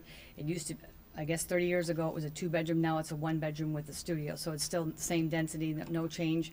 We have a 4-car garage behind with additional 5-car parking. There's no extra parking on the street. So I'm not sure if there's any other issues with that one. Okay? Thank you. Thank you. Mayor, that's all I have that actually signed up. Thank you. Jim? I think it's appropriate, since residents are waiting to hear your comments, that maybe I jump around the agenda and take a look, and we discuss those issues that came forward. If you can, we do have one more presentation. Can we do that, and then we'll get into the Certainly. meat and potatoes? Yes. And with that, we have Russ Prequis from Robinson Engineering. We have when you're... Good evening, Mayor and City Council. I have a PowerPoint presentation as well. If I can, just for the council, for the public, after the last meeting, we had a discussion about raising water rates and infrastructure improvements we need in the water department. And I guess I forwarded the argument that we should look at, if we're going to look at infrastructure improvements and raising rates, we should look at it citywide and not piecemeal just one part of the city. I had met with Mr. Prequas earlier or previous to that meeting, and his presentation tonight is going to be along those lines of trying to address the infrastructure issues we have in Joliet, put them all on the table, and not just look at one specific area. That's why he's been invited tonight. Thank you, Mayor. Let me let this PowerPoint presentation spool up here. Okay, very good. So just to get started, let me tell you a little bit about Robinson Engineering. We've been in business for 78 years. We do only municipal engineering. That's the only type of work we do. We have a strong focus on roads and sidewalks, streetlights, water and wastewater. And that's what I really wanted to talk about, what the mayor was saying about how do we bring all those together. We've completed thousands of these type of projects. We also have a specialty in funding and grants, and I heard some of the discussion today about how do we fund some of these things. Grants are another option. So what will a multi-year infrastructure plan do? Well, one, it'll provide a vision for where the city's going with all of those 6 infrastructure improvements I talked about. And it'll take all of them and put them together into one plan. And a good example is it'll eliminate tearing up a newly resurfaced street with a water main project the next year. It might not happen, but it does. We do see that happen once in a while. Also allows for long-range planning and budgeting. If we're looking for funding for a street, maybe it's not going to happen for 2 or 3 or 4 years, but we could start looking for funding as well. It helps for the funding of combining all of these projects if we can do that. There's an economy of scale. Maybe we can bond a little bit better, get a better rate if we combine them. And it also lets the residents know what direction the city is going. And lastly, by having a plan, and our experience of getting grants, and within the last few years we brought in about $30 million in grants, a plan is needed in order to get grants. The first thing they're going to ask is, do you have a plan? So what are the goals? We want to develop this multi-year plan. And how do we do it? Well, we'll start by doing an inventory and assess the infrastructure. We'd meet with all the departments and look at their capital improvement plans. Most of them have one. Some might not have a capital improvement plan. Depending on how old it is, we would update it. And then we'd prepare rehabilitation cost for a 5-year plan. And starting with roads, the first thing we would do is use your GIS format, analyze each road segment, block by block, link the street names, pavement width, length. You guys probably do the visual. We use the digital method of determining what the pavement conditions are. We collect the data with smart devices. The digital collection, that truck you see on the bottom left has lasers on it. As the truck goes down the street, it picks up all the deflections. It's fed into a program that comes up with the most optimum improvement needed. We look at a graph like this, and what we want to do is certainly keep the roads from deteriorating to reconstruction. To resurface a street, say is about $1 per whatever our unit might be. To reconstruct a street is 4 times that, or $4 to every $1. So the goal is to catch those streets before they go into the reconstruction mode so that we could save the city money. Ultimately, up at top left, we put every condition of every street on the map. Off to the right, every individual segment of street would have its own form with a description of what the street looks like, what the improvements are needed. Bottom left and right, we would rate them and then put a pie graph together to determine how bad the streets are. Then ultimately put a map together on the bottom, a little bit hard to see, but all the colored streets correspond to a given year. So the beauty here is if we're not going to necessarily resurface someone's street within the first or second or third year, as they're calling you, you could say, yes, Mrs. Smith, you're not going to be the first or the second year, but you're going to be the third year. And I think they certainly appreciate the long-term planning that you're doing, that you can give them those answers. Up on the top would just be an example, again, it's hard to see, but of a 7-year plan. The real power in the program that we use is analyzing the future conditions. We project out the conditions, and in this example, 20 years out, look at every street there is, and then a graph off to the right would analyze, is it best to do a long-term bond issue to catch up on all the streets? Is it best to resurface so many per year? That's the beauty of looking into the projections, something that you can't do without the computer assistance. We would do the same for the sidewalks. We would take a picture of every sidewalk that was defective, if it's not done already, and then put together a map that shows when those sidewalks are going to be replaced and what year they're going to be replaced. Same thing with streetlights. I know you're working on LED streetlights. Same program applies. We'd use smart technology to interface it into your GIS map and put the 5-year plan together. All the time looking for funding for these projects. Water system, we would utilize the digital mapping system again to do a GIS format of looking at every pipe segment, all the valves, all the hydrants. That'll be the start of our plan. Again, we would be out doing smart collection if the city does not have that already, and apply the conditions to the digital map. Off to the right is an example of where we would locate, and get this from the department, how many breaks you had in a water main. Well, it doesn't make sense necessarily to reconstruct a street if we have a water main with 10 breaks in it. We want to fix that. So we want to coordinate those, so we're doing the water main before we do the streets. Off to the left, each one of the improvements or repairs has its own form. So we'd assign repair costs to every one of those, and then put together a 5-year plan, and this is just an example I made up, of what it would look like over the next 5 years. And we would repeat that process so that 5-year cycle continues on. Year 1 would outline certain water mains, year 2, valves, etc. Sanitary and storm system, kind of the same process. Use the digital format, determine all the improvements needed, collect the data with the smart devices and GPS locates. And I know you're doing a lot of manhole inspections and smoke testing with other engineers. We would just compile all that information and put it all in one central location. Off to the right, we'd assign a repair cost of all of the sanitary and storm sewer needs. There would be a corresponding map, a GIS reference map that would show the improvements needed. And then there again, for the sewers, do a 5-year plan outlining what would need to be done in each one of those. And so the goal here is to merge all 6 within a 5-year, that being the roads, the sidewalk, the lights, the water, the sanitary, and storm sewer. They would all be merged into one map. And this is just an example. Year 1 would highlight all the improvements that need to be done. Year 2 would highlight some additional ones. Year 3, Year 4, and Year 5. And this cycle, again, would continue. So what would the results give you? They give you the cost for each one of these improvements, the roads, streetlights, sidewalks, water, and sewers. Each plan would span 5 years or more if we wanted to expand that further. Put the composite map together. This facilitates coordination between the 6 infrastructure types. Put the budget together so you know what your dollars are. And then more importantly, I think, is look at various funding options.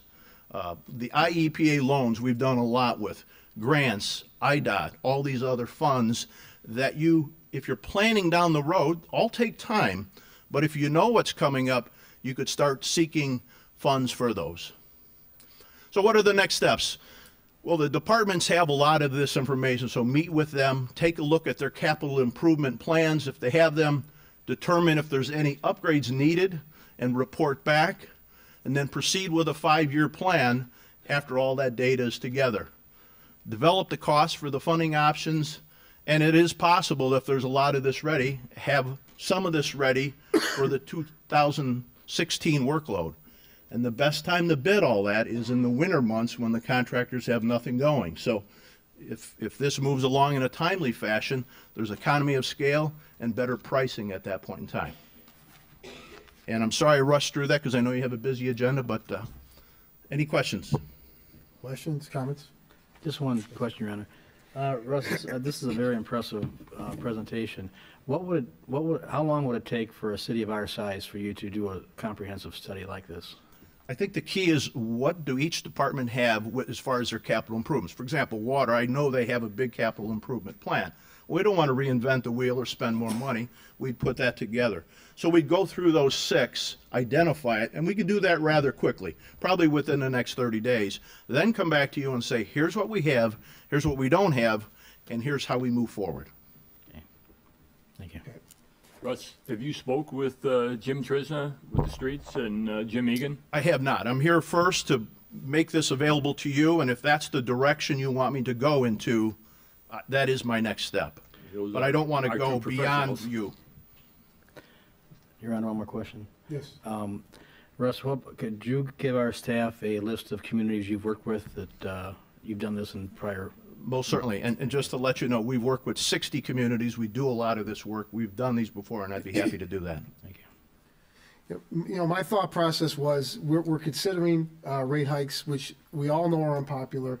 I think we need to, the idea of having a consolidated plan and a long-term plan that we can present to the residents, if we are going to do this, that at least we're telling people there's a plan, there's a method to the madness of raising the water rates, especially with the numbers that have been thrown around.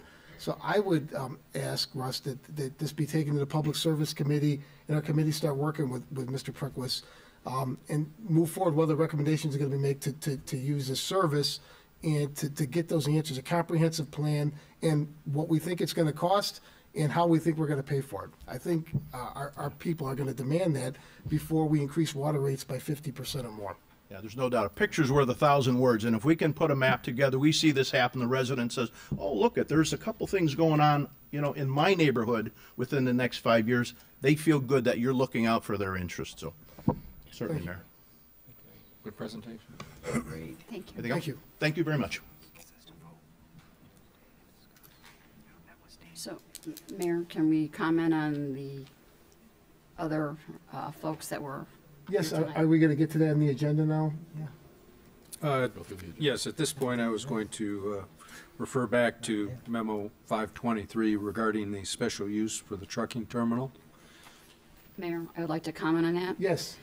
For me, it's always been about a quality of life for the residents I represent, whether it's on east side, west side, south side, or north side. And I've looked this over, and for someone that drives down Route 6 every day, I can see the problems that truck traffic has caused. Now, Route 6 has been pretty much tore up by the truck traffic that comes down to the modal over there by the old Silver Cross Hospital and supposed to go down Briggs Street to hit I-80.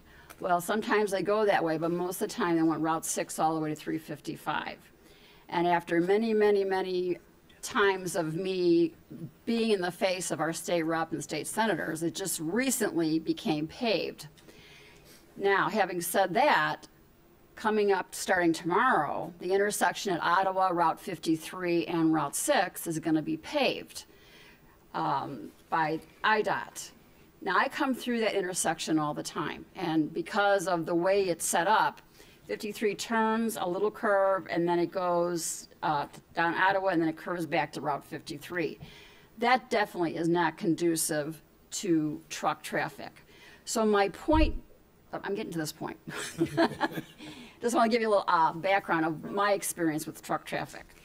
So my point being made here today, if you have not been out to Spencer Road, if you have not been out there and not seen the property owners and the people that live there, this is a very dangerous intersection. And I do not feel, and this is my opinion, and I don't know how the rest of the council feels because I cannot speak for the rest of the council.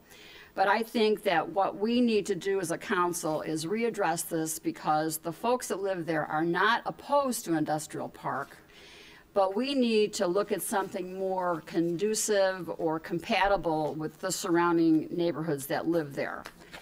And so it would be, and I remember when we did the Country Club Villas, and it didn't take off because the economy bust, but we don't want to spoil something we've already started with that development out there on Spencer Road. So it would be my suggestion, depending on what the rest of this council want to do, for the quality of life of these folks that live there, we can find something else that's more compatible, more conducive to the surrounding area with the industrial park, because they're not opposed to that, they're about progress.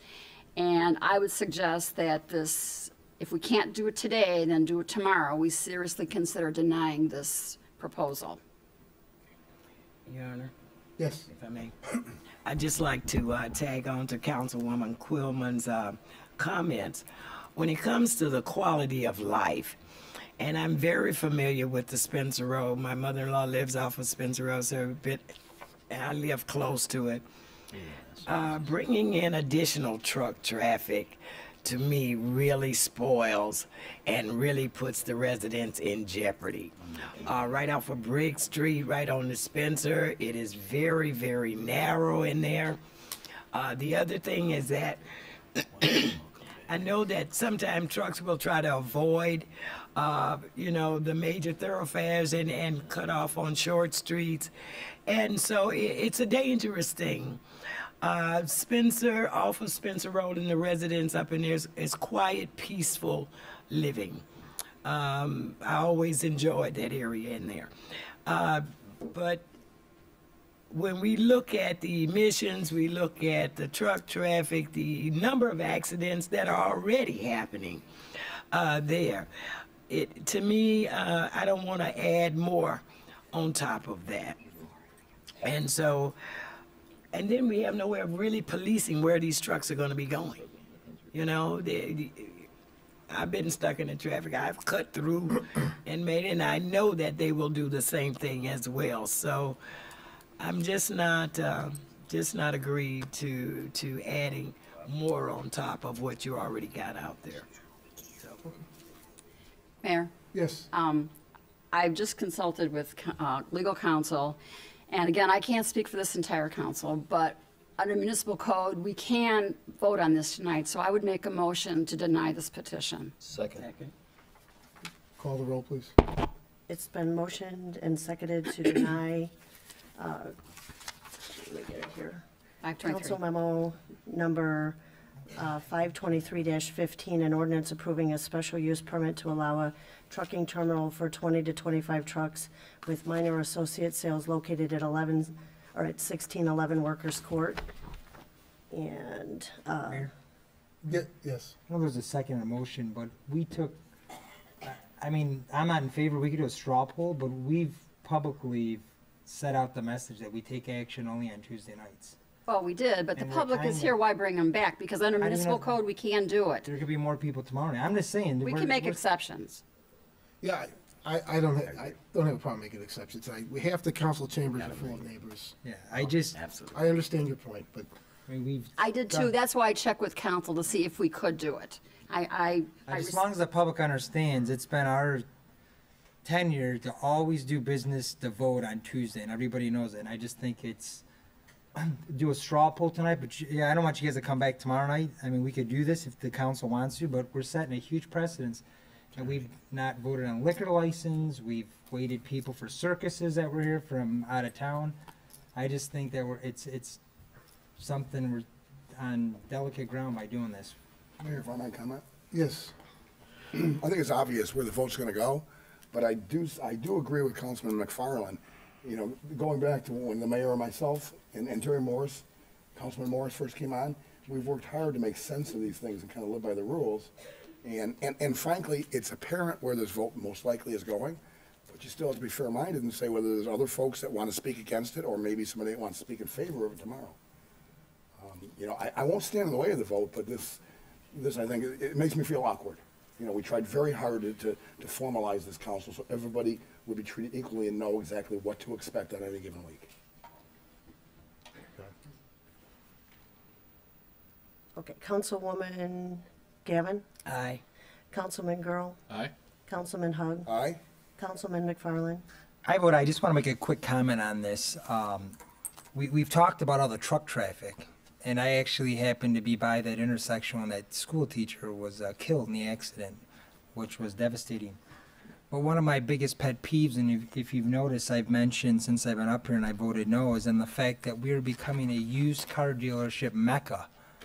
Nobody's talked about the fact that they want to sell used semis there, and that half the property is still to be sublet, and we don't know what that's going to be yet. So there's a lot of unknowns out there, and we don't need any truck sales at that site either, and I vote no.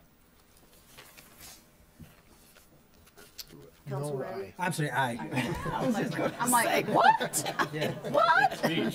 Right. No vote. Forgot the motion was to deny it. Councilman Morris?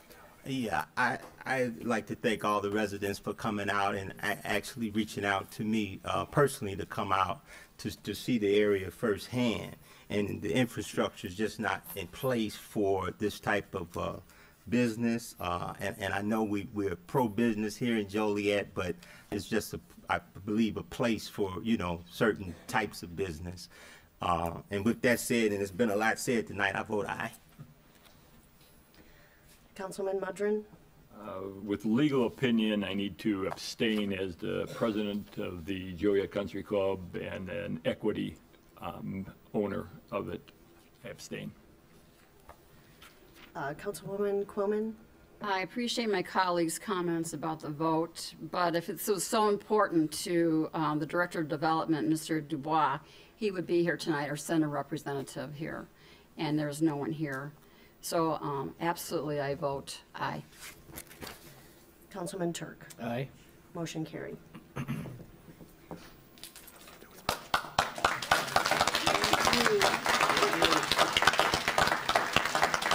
Well, we made someone happy tonight. Yeah. You can go home. Yeah. Make sure you don't want us to come back tomorrow.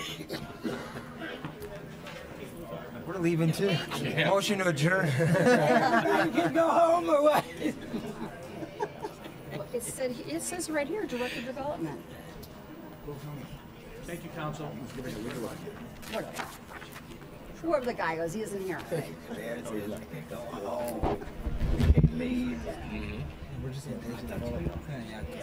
I thought it was him. Yeah, I would have left.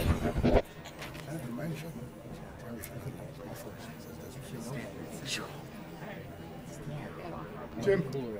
Certainly. If I can direct your attention now to Memo 521, which is a request for a monopole high wireless communication tower on 311 South Reed Street.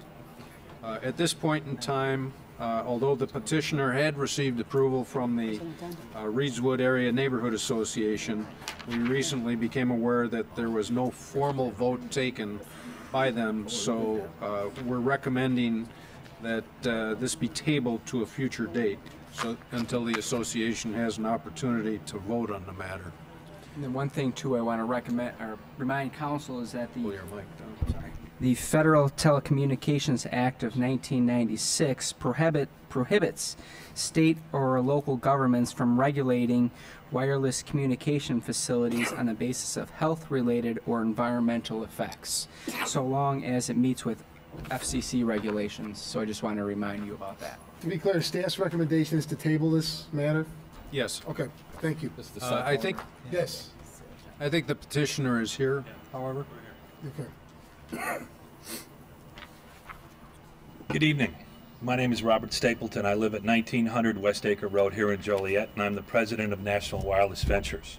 We are the petitioner. We have met with the Neighborhood Association on behalf, at the request of staff. The representative from the Center for a United Center for Disabilities is here also, who has entered into a lease agreement on behalf of the cell tower at that site. We had a public hearing before the zoning board. We had a meeting at the United Center for Disabilities with the Community Association.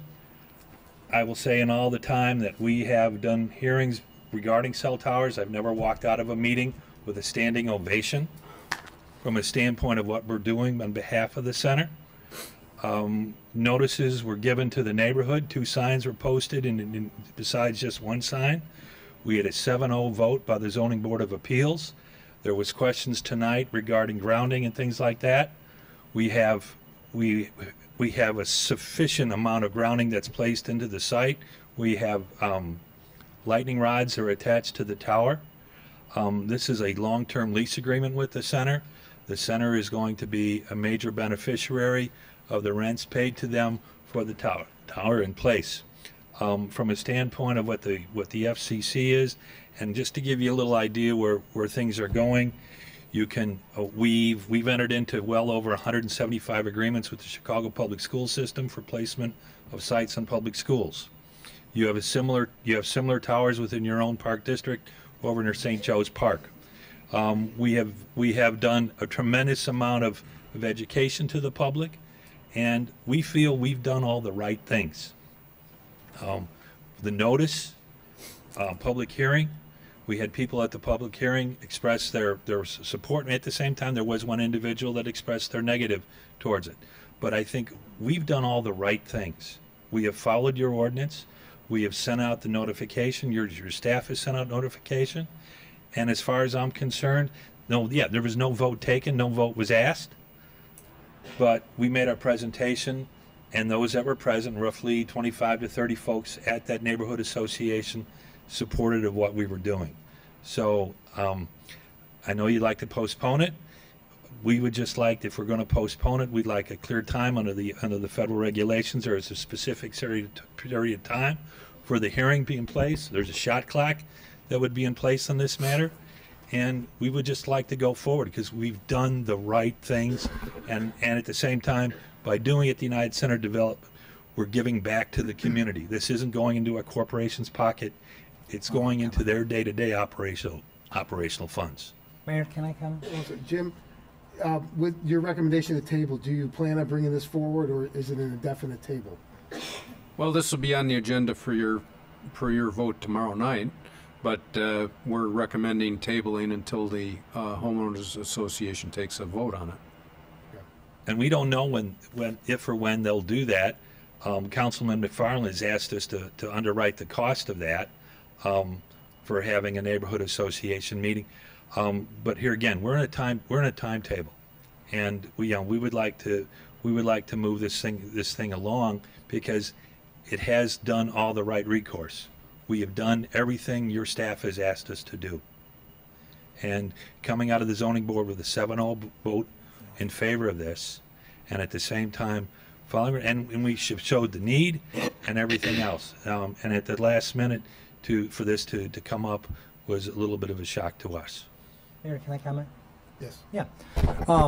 I spoke with the president today of the Reedswood Neighborhood Association, and he also asked for this to be tabled.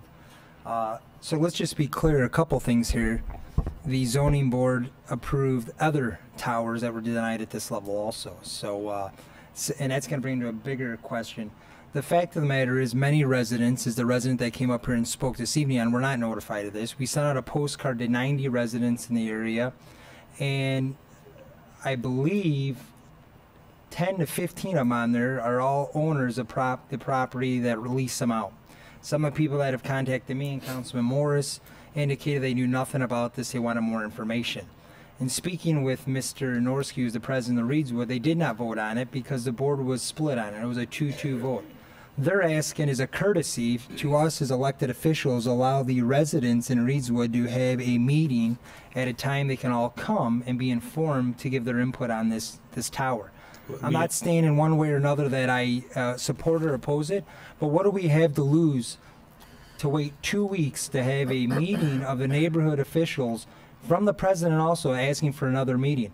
Also, the president indicated, which I talked to city staff today, that they requested a camera 24 hours. That's nowhere in the documentation It's in the that's staff in report. here.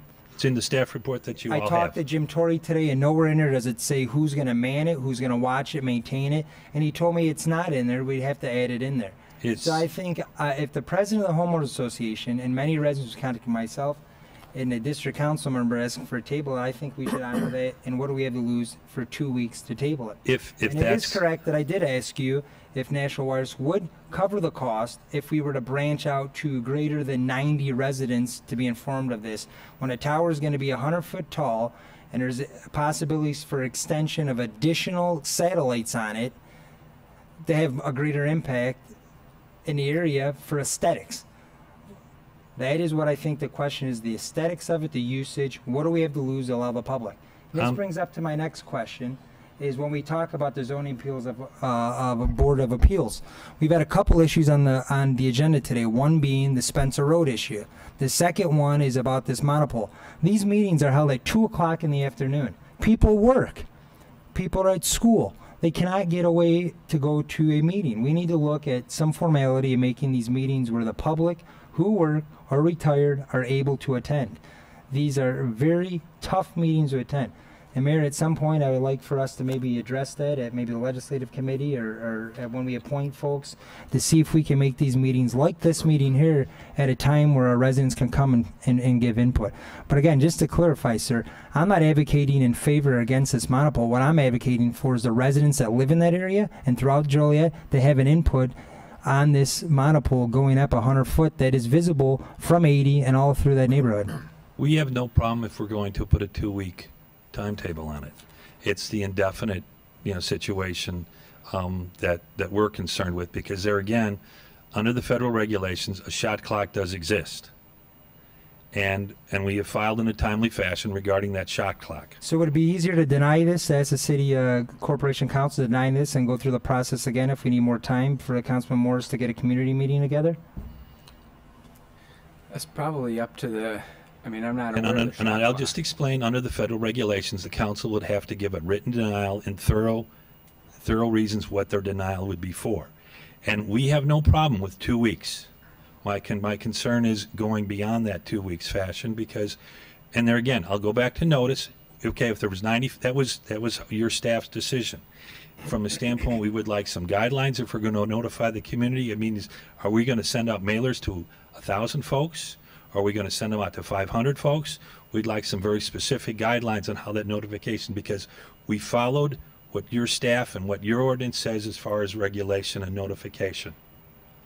And this has been a process that we've gone a long time on this. We've worked with your staff in the preparation of drawings and everything else. And as late as 5:30 this afternoon, the president of that association fully supports what we're doing. I have no problem with us going before the board, but like anything else, we don't know what that neighborhood association is going to do when To we be do clear, that. he supports it individually, Yes. not as the president of the Reedswood. It's one individual. And I think that's where the clarity needs to come. Well, we could put in the motion tomorrow that it's a 2-week table to give you the finality that you're looking for. And it does give time for a community meeting to be held and for all the neighbors to be heard. Yeah, right. I agree, Mayor. I believe we can put a meeting together within 2 weeks. Right. I appreciate that, Councilman Moore. Yes. I think we're giving a bad sign. Mr. Stapleton's done everything we were supposed to do. We put the notices out. It's our fault then, the city, that we didn't go out far enough, that we're stopping it now. So if it was okayed on that level, I mean, I'm okay with going 2 weeks, but no more than 2 weeks, because we've done this before, that it's got. We proposed the idea of putting up an extra sign regarding the notification, so that there was a sign on the east side of the high school, or excuse me, on the east side of the center, and a sign on the west side. And they were very large. They were put in by Express Signs to do so. So I think we've done our part, and we were willing to go the 2 weeks with this and get additional input from the community. But I'll go back to the staff report. The staff report talks about where we specifically talked about putting a camera in there. We talked with the president of the neighborhood association about graffiti and notice to try to pick up on some of the concerns that are there. We know that the center has spent a lot of money in taking care of the kids parked there and stuff. We want to see that maintained. The money that we pay in rent is going to help the center go forward, and we're talking a 30-year agreement with the center. Right, I think just to clarify with the staff issue, Councilman Mudrin, is the fact that staff put in the memo, and I asked for clarification because actually there's people at the coffee red on Saturday. Residents that showed up that read the memo that was posted on the city website that indicated that there was no objection from Reedswood when there was no formal vote and there was a dissent from that meeting. The actual board that oversees Reedswood, and you can step in if I misspeak, Councilman Morris, and I think you were at the meeting also, or Mr. Birch was there. It was 2-2. 2 were in favor of it, 2 were against it. So the concern from the public was, hey, there was not this blessing of this monopole, that there was a split vote. We just want more input, more information on the topic. And just to clarify the vote occurred in February. It was a meeting with us, or March, with us and the staff and the board, and in turn they invited us to come and set up a public meeting, which we did. And in turn, as I said, I've been doing this since 1996. I have never walked out of a community meeting with the people standing and clapping and thanking us for what we're doing and what we're proposing for UDC. Mayor? Yes. Marty, what's this, for lack of a better term, shot clock this gentleman's referring to? How long do we have legally? Yeah, I'm not sure of the shot clock. You know what the shot clock is? The shot clock exists 150 days from the date of application. So it's well beyond 2 weeks. Right. All right, so we'll take the time to make sure you're... The 150 days begins at the date of the application. Thank you. Thank you. At this point in time, I'd like to do a presentation on the special service area.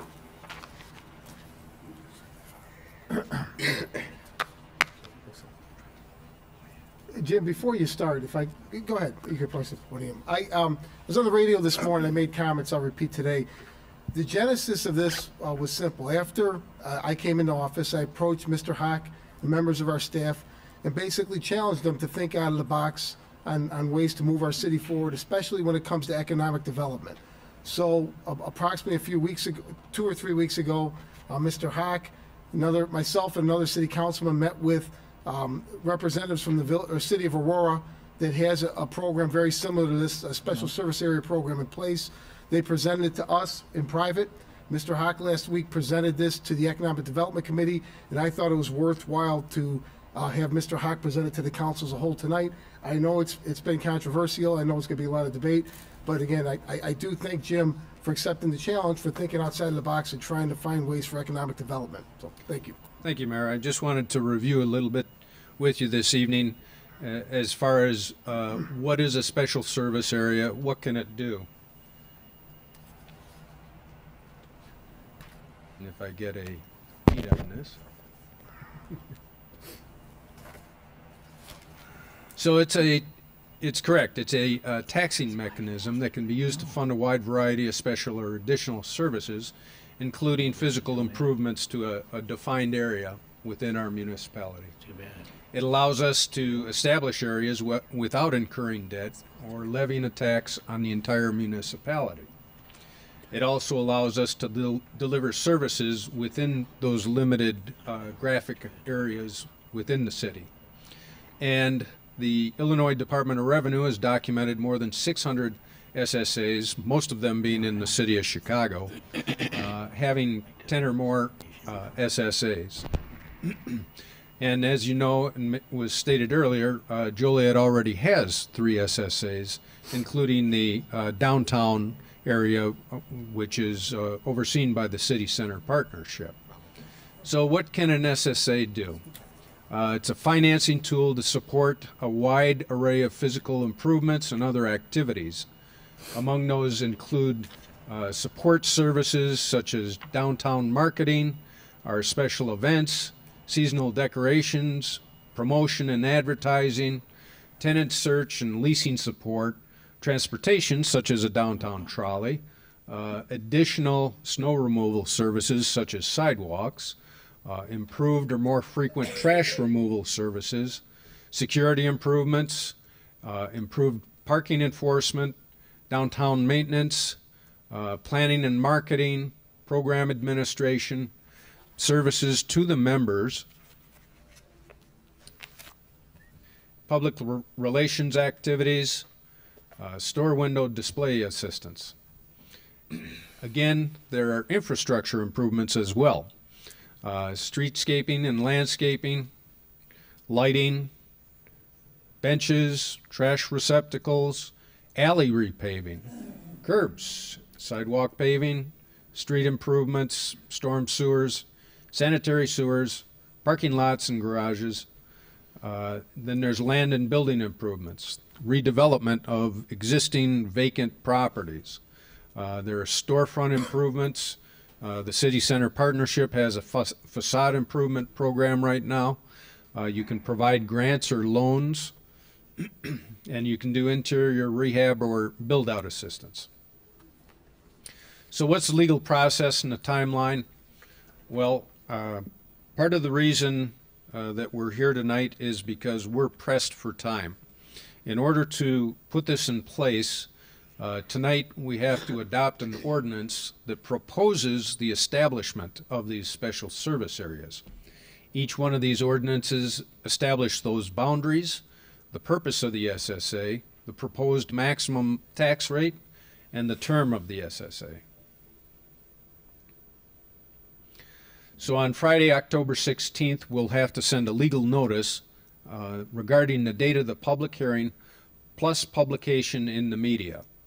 So Tuesday, October 27th, we'd have 3 separate public hearings on each of these proposed SSAs, and this begins a 60-day objection period where at least 50% of the owners of record and 51% of the electors residing within the SSA can sign a petition objecting to its creation. And if they do, then it's defeated, and the city can't propose this again for another 2 years. So then December 26th would be the end of the objection period, and lucky you, there'd be a special meeting on December 28th to adopt the ordinances and also the proposed tax levy for 2016. Because we have to do it that day, because the very next day is the last day we can file a tax levy with the county. Jim, can you Yes. go back to that slide, please? Yep. This morning on the radio, when I was listening, one of the things it indicates that special council may adopt the ordinance approving the SSA approved property tax levies for 2016. Somewhere in between tomorrow night, if we adopt this, and then when is that levy amount set? I think it was something said about a committee will meet, like what's? The levy is not set until you adopt on the 28th of December the ordinance establishing it, and then the next motion would be a levy for that special service area. So you would meet in between the 6th and the 28th of December to set that levy amount? Well, that's part of the discussion that we're going to have right now, and especially at the public hearing that's proposed for October 27th. I'm kind of confused on that because I'm hearing. Well, let me keep going. finish through, and then we can come back to it. So the question about why now, I think I provided you a copy of the report, a survey, 515 cities from across the country, looking at two key dimensions, a socio-democratic landscape and jobs and economic environment. Now, this was between a period of 2008 and 2014, and I will certainly concede and thank John Grueling that 2015 has been a bumper year in terms of job creation and development in Joliet. But we were ranked 208 out of 240 cities, below Aurora, Elgin, Naperville, and Peoria. What we're proposing is in year one, 7 cents per $100 EAV with a maximum of 25 cents per 100. So in year one, that would raise $308,000. And in that first year, what's proposed is really a year of planning. You heard earlier that there was no presentation to businesses or buy-in. Well, quite frankly, the city doesn't have the funds, doesn't have $308,000 that we can dedicate in 2016 towards this idea, this concept, to meet with the business owners and conduct needs assessments, develop a consensus as to what they would like to see this SSA fund, and then recommend those projects and programs with a budget for future years. So a couple of the important details is that this tax levy is adopted each year and can be different for each special service area. Those revenues can only be spent in that special service area, and any unspent funds roll over into future years. A 1% or a 1 cent increase would require the Truth in Taxation public hearings because it would be over a 5% increase, and that's state law. The SSA can lie dormant and have no levy. If one of these groups says, we don't want it, year two, we don't want to do anything, I'm sure the mayor and city council would say, well, that's the choice of that area business group, and so there won't be a levy next year, and it can sit there. We will post the information about this and the protest forms on our city website. So here are the 3 special service areas, and I'll show you a map, and here's the parcel count for each one of those areas and the equalized value of totaling in each one of those 3 areas. And to give you a little demonstration of how this affects various properties, we've given a couple of properties throughout there, and we show the 7 cents scenario for a property with over $1 million. That would be $780, or a 0.77% increase in their property tax. The mall being obviously the biggest property, or one of the largest anyways, their present tax over $2 million would have $16,600. To the right, the new tax scenario being the absolute maximum that we're proposing gives you what the percentage increase and how much that would be raised in each one of those areas. So I know you've seen the maps, the areas, and what we've done as much as possible here is omit potential residential areas through these mappings. We're trying to capture all of the businesses along Jefferson. These are one of the requirements is they be adjacent or abut each other. You can't jump properties, and so it has to be a continuous area. And these are all commercial properties. Up by the mall, we've got some vacant properties. Right now, there's south of Division there. That parcel there is a distribution center. This parcel here is totally vacant, And on the other side of the expressway, we've got about 25 acres of vacant land up there. So we decided to include those because there's the capacity and capability to provide some potential incentives from that district to help develop those vacant properties. Jim, quick question. Sure. We just were wondering, and if you can't completely get residences out of the map, if a residence does because of contiguity, Right. do they pay? Does a residence pay the tax?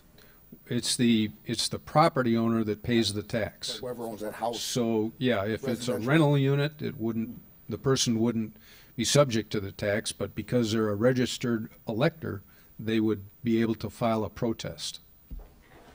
I don't know if I got that. I mean, I guess the question is, if a residential home is in the special service area, Yes. do they pay the tax? They would. Yes. Okay. Yes.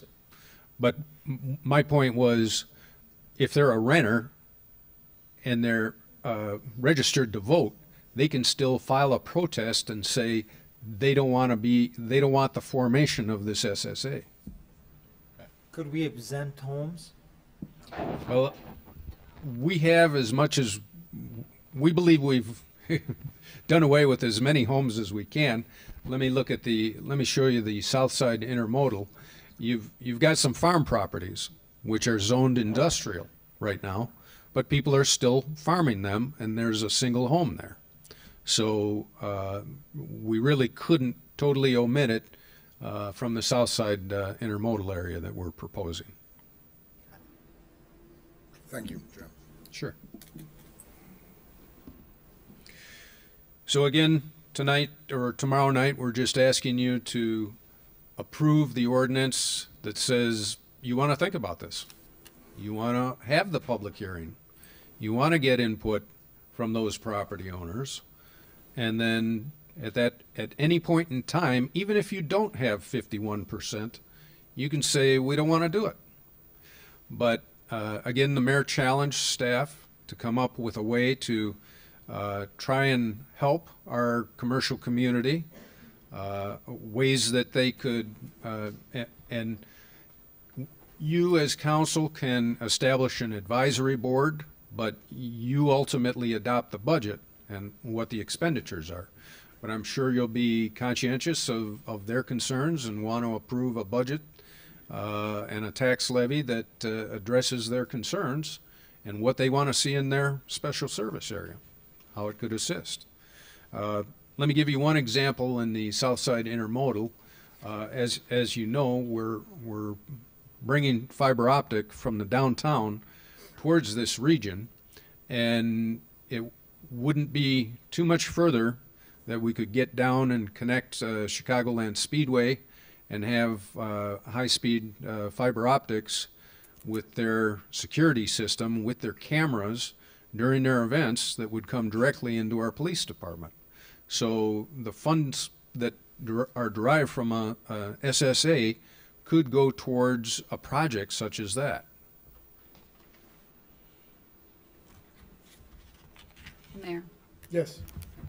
The problem I have with this whole thing right now, I understand the concept and why it needs to be done. The problem that I have is it's such last minute and rush. Where in the past, we want this gentleman with the tower to meet with the residents and get some input on that. But we haven't even done that. I mean, my phone was ringing off the hook and emails about this, and I didn't know anything about it. So I felt a little not informed. But I can imagine how the business owners feel and the residents feel. This is a lot to take on and without their input. And I think when you do something like that and people already put up a wall, there's always already a wall there, rather than trying to build our proposal or get their input, there's already that wall there, and it's going to be hard to knock down at this point. Yeah, that was one of the concerns that the chamber made when they met with us, and I think it's a valid point. The timing is there was no motive to keep this or pop it at the last second. It really is the way it unfolded, especially with the 60-day window or grace period that has to be given. We could choose not to proceed now and look into this next year. That was what the chamber was recommending last week. But then we do go a whole year without implementing this. So, And Mayor, part of my point is I don't have the staff time to have people go out and have meetings with the business community to do a needs assessment, to build that consensus, and the funding drive from this would provide that, because right now I can't say we have the time to go out and do that. Your Honor? Yes. Go ahead, okay, thank you. First of all, I think it's obvious. Well, first I want to thank you, Mayor, for challenging the staff and the staff for bringing something forward that is, someone tonight characterized it as it's never been done this way before. Well, there's a lot of things we need to move forward doing differently because we don't want to stay in 1970, 80, or 90. We are in 2015. Certainly, I'm one of those folks that would tell you, and I believe it, that taking more money from anybody is always the last resort. And I personally wouldn't disagree with some of the folks that spoke tonight or some of the people that are saying that maybe we're moving too fast. But I also believe when you say no to something, even if it's temporary, when you say no, don't just say no, offer another plan. Okay? So what I might suggest, you're looking at $308,000, Jim, is what you think you can collect, what you think would help you start the whole process. And let's be clear, at least for my part, one of the biggest goals of this process is to get a full-time economic development director. I've been pushing for it for almost 4 years now, and I think it's more difficult than trying to get a cowboy to ride an elephant. And I don't know why. All the cities that have been mentioned that have programs similar to this in some way or another, Aurora, Orland Park, they also have economic development directors, full-time salesmen, saleswomen. So that's certainly one of the goals. And because of that, we're talking about marketing. And we're talking about using that $308,000 for marketing. So what I would suggest is we currently either grant or as portions of payment to belong to marketing organizations for a region, we pay X amount of dollars. It's upwards of $1.2 million. I would say that whether it's from the Economic Development Committee level to weed through it, or if we want to make it a council as a whole, we need to look through the city center partnership and the $400,000 a year that we give them. We need to see if we need to do what we do at home with our own retirement funds. We pay someone to invest our retirement funds, and at the end of the year, we decide, do we need to go in a different direction? Do we need to only get half their services? We can look at the CED. You know, we give $125,000 there. Of course, we have the Rialto with $600,000, and then I personally have some ideas that are employment related. So that, I think, Marty, if it's talking about structural employees and reviewing employment, right, and maybe doing some shifting, that should be done in an executive session, correct? Yes. Okay, so here I present very, very short and very basic and simple what my proposal is, and that's to look at the $1.2 million or more that we're spending now and seeing if maybe we continue to spend on our partners half that, 75% of that, or whatever we determine as a council. But let's see if we're getting our bang for our buck. If we feel a need to have our own marketing, if you will, and our own economic development director, then we obviously have already said, without saying it out loud, we need to do more with what we have. So let's look at the budget we have that where we participate in these groups and see if that needs to be maybe whittled back a little bit and that money moved into a new program, a 2015 program. And so at this point, just so you don't forget, Jim, I would call for an executive session at the end of the meeting for the portion of this idea, if you will, that does revolve around employment. Your Honor? Yes. You know, yeah, I totally agree. Economic development is an important thing, and I think by you challenging the staff to look at some options has certainly brought it to the forefront and have some great discussion on it.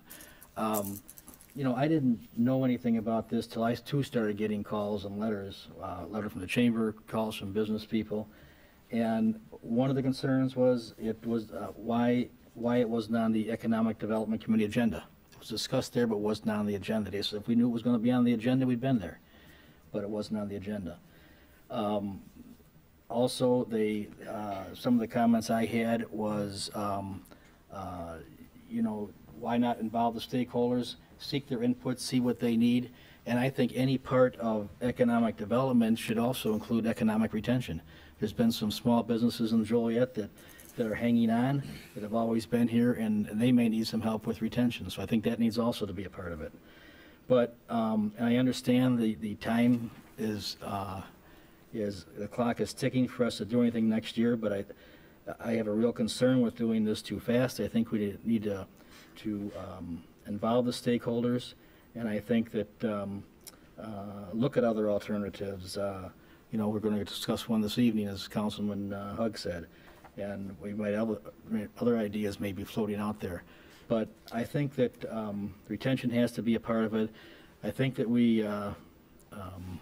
have to have the stakeholders involved.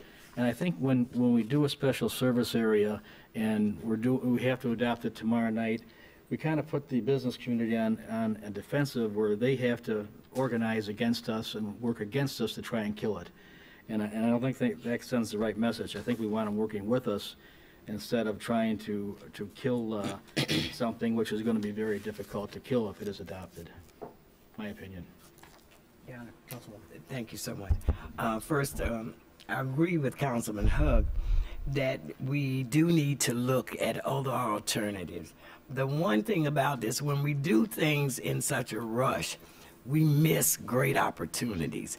And I think not being able to include the key stakeholders, which are our businesses, in such a discussion and in such a planning mode, we do a disservice.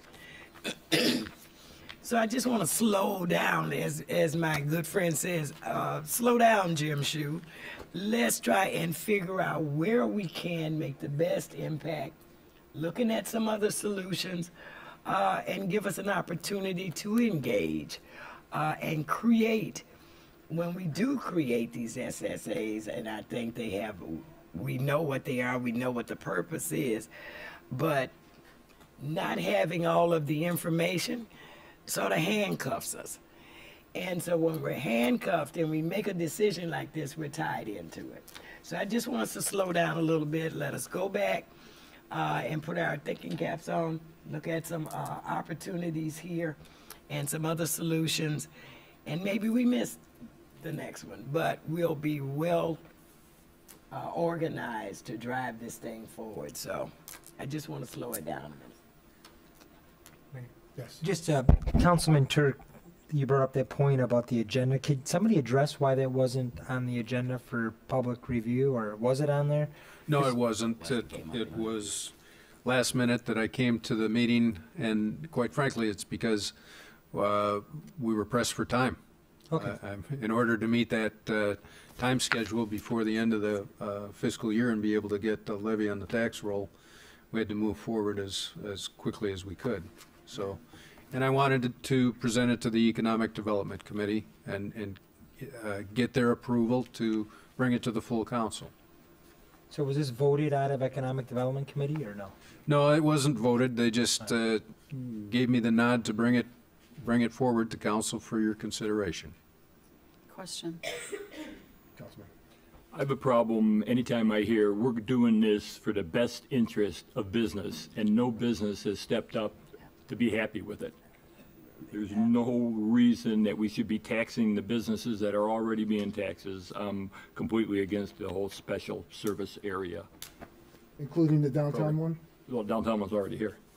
And I thought they asked for it, so I'm not against the downtown one, because that was a success. The city proposed it, and that's going to be up next year for us to renew or not. If you're against it, then, yeah. I'd like to hear from the downtown businesses who have been under it for 19 years, Bob, do they still want it?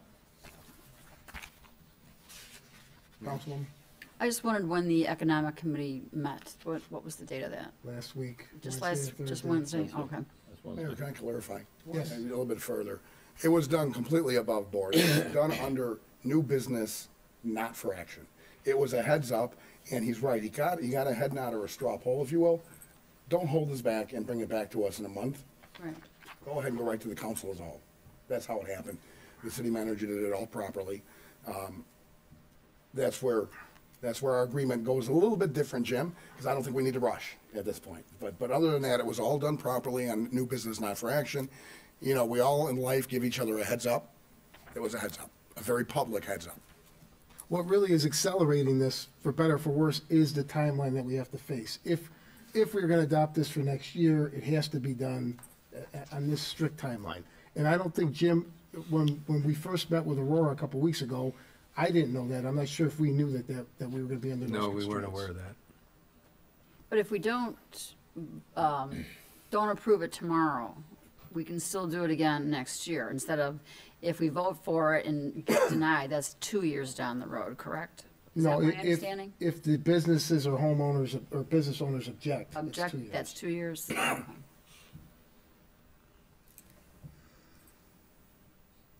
Any questions, comments? Mr. Mayor, the only thing I'm thinking, Mr. Hawk, is the monies that you need, the 300,000 that Councilman Hook kind of alluded to, how to get you to that point. I do think it could be a bit of a rush for business owners if we're looking for them to have some type of weigh in, and I think they should. So if we do, if not, move with the timeline that you have now, we do it next year, then we need to address how we're gonna get the funding that you would need to have the meetings. Is that what they will be with the different businesses? Right. To do a needs assessment, to decide to develop a consensus, whether or not they want the special service area, what they would want to spend the funds on, prepare a budget, and then go through this process again. Yeah, I just think that would be the right way. That, my personal opinion. I realize we, need to do some things next year, but in order to, as someone had said here, work with our business community. I think Councilman Mutcher mentioned about us working with them and not against them. That's my 2 cents. Yeah, Councilman Hug, I thoroughly understand that, on a new business, you can bring that up, and that's fine. But in the future, if something like that happens, if we could just get some correspondence from the city, saying that, here's what was discussed and here's what's going on, because, I don't appreciate looking like a deer in headlights, when I get a call from somebody saying, hey, tell me about this, and I have absolutely no information. In fact, they had more information than I did. And that's one of the main concerns I have, too. And I understand. One of the things I wanted to, that was one of the things I wanted to address as well, because when I started getting the calls, I didn't know anything, and then when I went back to get the minutes, to hear the meeting or what had transpired. Matter of fact, I don't think the minutes are still up yet. I look for them this afternoon. But again, I think that if we engage our business community, they will help us come to a solution. Right now, we're rushing on this, and it's putting them on the defensive. I think if they knew exactly what was going to be the rate, if they knew exactly how the money was going to be targeted and spent, I think that we could come together, and maybe that $380,000 meeting, right, we can figure out how we get to that. But we need to really, really slow down a little bit and engage our partners. That's, it's going to be huge for us. Mayor. If it's appropriate to make a motion, well, go ahead before I make a motion. Thank you, Larry. Can I comment? I would agree with what my fellow council folks have said here today. I understand the urgency of it, but when we all ran for election this last time, we said, we're not going to do this again. We're not going to rush things through. We're going to take our time. We're going to think about it. And if we do go forward with this, we're kind of hypocritical. And my thought on this is I understand the urgency and the timeline. But again, I just feel at this point, this has been said before, we really need to involve the stakeholders. We're going to have to figure out something else to do in the meantime. But I think in order to make this a cohesive agreement, we really need to have these meetings. And what Councilwoman Gavin said, bring the owners on board, let them know, well, what do you want if we were to do this? What do you expect out of this monies? And in the meantime, find out what was done in the special service areas Councilman Hugg suggested, downtown Joliet, with that special service tax in place. what has been done with that money so that people can get some type of idea and see, well, if we do this, this is what you get, or if we do that, you'll get this.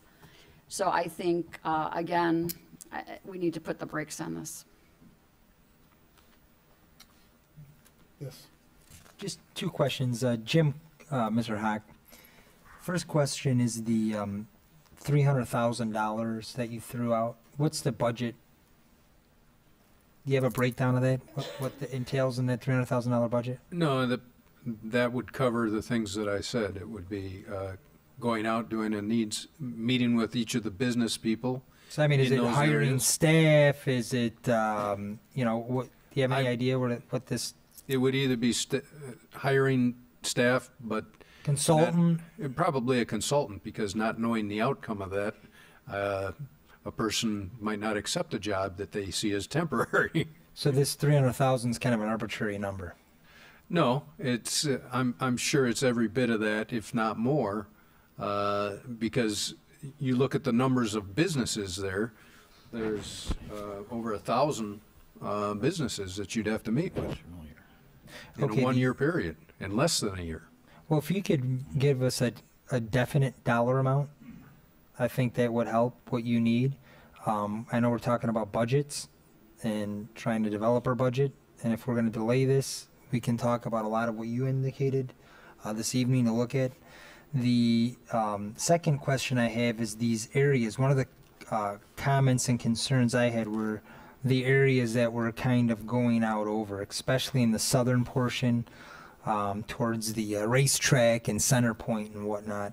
Could you kind of go in a little more detail on exactly how your administration came up with these three zones? And when you go into that, if you can maybe talk a little bit about at one time, and Councilman Turk or Quillman, since you are our senior council members, could talk about, you guys at one time talked about a SSA area around the hospital, and why wasn't that included in there also? So it's a two-part question. One is, how did we come up with these three sites? And is there a reason why we're not looking around the hospital area? Is it maybe just, was it political rhetoric at the time that something needed to be done? Is it something that's not an area that we need to look to develop? If you could just answer those two questions, please. Well, first of all, again, we had to pick contiguous properties, and they had to be right in a row. And as much as possible, we took residents out of that. But along Jefferson Corridor, what we found was that there really is business after business, and we went from one end to the other as far as we could, as far south and up north, including St. Joe's Hospital, in that property to develop that area. Down to the south, we looked at industrial properties, even those that aren't being used as industrial today, but have the appropriate zoning for that type of use in the future. And to address your question regarding other areas, we thought that these three would be good for year one. During the second or third year, you could certainly form other SSAs. There's a business corridor along Essington that we looked at that is fairly large that could be included. And there are pockets around town. SSAs oftentimes are not just for businesses. One of the SSAs that we have in place is over by where the new Dick's is, and DSW and Barnes & Noble, Target, and that all had to do with changing the direction of the creek and putting in storm sewers so that all of that development could take place. So your answer is basically continuous parcels of property that were similarly zoned. Gotcha. Thank you. Yes. If you want to check with anybody else, I'm going to make a motion. Any other questions or comments? As I said, I think that we can reshuffle personnel structure, and reshuffle the dollars we're currently spending as the organizations and the different marketing groups that I've mentioned, so that we can actually accomplish this. With that said, I don't feel that we should move forward on this SSA at all right now until we explore some of the options that I brought forward and that others might in fact bring forward. So I would make a motion to table indefinitely until, you know, Marty, do we have to do it indefinitely or just a motion to table? You can just, I mean, And it we just can- stays tabled until we call it back. Well, out of the yeah, well. it's tabled until you call it. Call out of the well. I Wait, would we're make a gonna vote motion. on it? Question. Tomorrow? Vote on it Are we gonna on vote Monday on it? night? Yeah. Well, can't we, I thought we've done tables. We've done tables I'm here just before. saying, I'm just Okay. asking you, Councilman. No, you're right. I could have swore we did tables here before, but we didn't. Jan. Well, that's what I'm asking. I don't But we've mind had voting on it. I don't mind voting. I thought we've had tables. In fact, I know we've had tables We on the have, pre-council. and we did a Until vote the earlier. agenda, right. We did a vote earlier. Question? Yes. Councilman, that's a good idea. However, I would just as soon deny it at this point because it may come back in a whole different format. The map might be different. The structure may be different. It may be different, completely different from what we're seeing now. So instead of tabling this plan, I just see as soon as, if at some point in the future, we want to do it at all after we've restructured the budget and found like some recommendations you're talking about, to bring back a whole new plan and work with the community. That's what I like. And I would agree, because I think that exploring some of the options that I brought up, and I know there's gonna be other options coming up here. I think we're gonna need to come back to this. Right. Is it appropriate to just remove it from the, is there anything we need to do from a motion and a second standpoint, just simply remove it from the agenda? No, I think that's your best alternative, just remove it from the agenda. Yeah. You don't even have to vote on it tomorrow. And we don't have to vote on it or nothing, we can just remove it by order of the mayor? I don't know. No, we have a vote. I didn't put it on there. All right, then I would make a motion to remove it from tomorrow's agenda. Second. It's been motioned and seconded to remove council memo number 52715 from the agenda. Councilman Girl? Aye. Councilman Hogg? Aye. Councilman McFarland? Aye. Councilman Morris? Aye. Councilman Mudrin? Aye. Councilwoman Quillman? I just have one more comment. I feel that we've lost an element of trust here with not only the community, but with the business community as well. And I hope, with all this being said today, I hope that we can regain the trust back so that this does not happen again in such a rush fashion. And I would vote aye as well. Councilman Turk? Aye. Councilwoman Gavin? Aye. Motion carried. If I may comment, Councilwoman, not to argue with you, this wasn't a matter of trust, it was a matter of having a public discussion about this. That's what we did tonight. It went to the Economic Development Committee. I thought it was worthy of coming forward. I don't regret bringing it forward. We've heard from our partners at CED and Chamber of Commerce, and there's some prominent businessmen here. I do think we need to move the city forward. We need to think outside of the box. I'm not angry that this was taken off the agenda. I'm going to continue to bring ideas forward to this council, and I think the council needs to do what we did tonight, and that's fully vet this in a public fashion. Yeah, Mayor, and I didn't mean it, but I feel that there has been some element of trust that we've lost.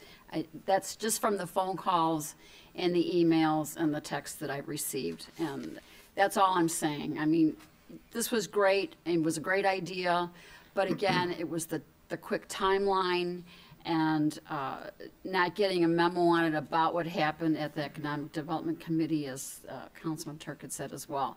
So, no, we need to move the city forward, but we need to do it in such a fashion where we need to think it out, plan it out, like you're always saying, we need a plan.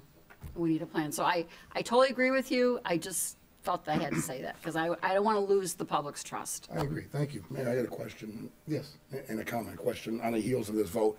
The comment would be, I ref football, and I feel completely comfortable with the process that just played out.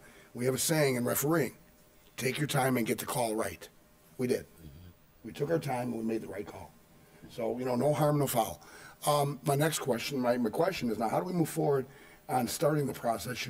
Mayor, should we direct it to the Economic Development Committee to look over what we're spending currently on marketing and see if some of that needs to be shifted over? Well, I think maybe to go back to the committee level, if the committee recommends, and I would ask the committee to recommend that we go forward and hire an economic development director, or in this case, a consultant to go out and reach out to the business community, then I think that recommendation should come from the committee, as well as recommendations of where the dollars need to come from to do that. Or shifting funds and so forth. Exactly. Okay. And Jim, anything else I need to do then, other than what the mayor has explained? No. So we can get it on the next Economic Development Committee meeting? And I'm open, I know Councilman Mudrin, Councilman Morris, the sooner the better, right? Yes, sir. Your Honor, if I may. Yes. Just a point, and I think that this was a great process for us on the heels of transparency.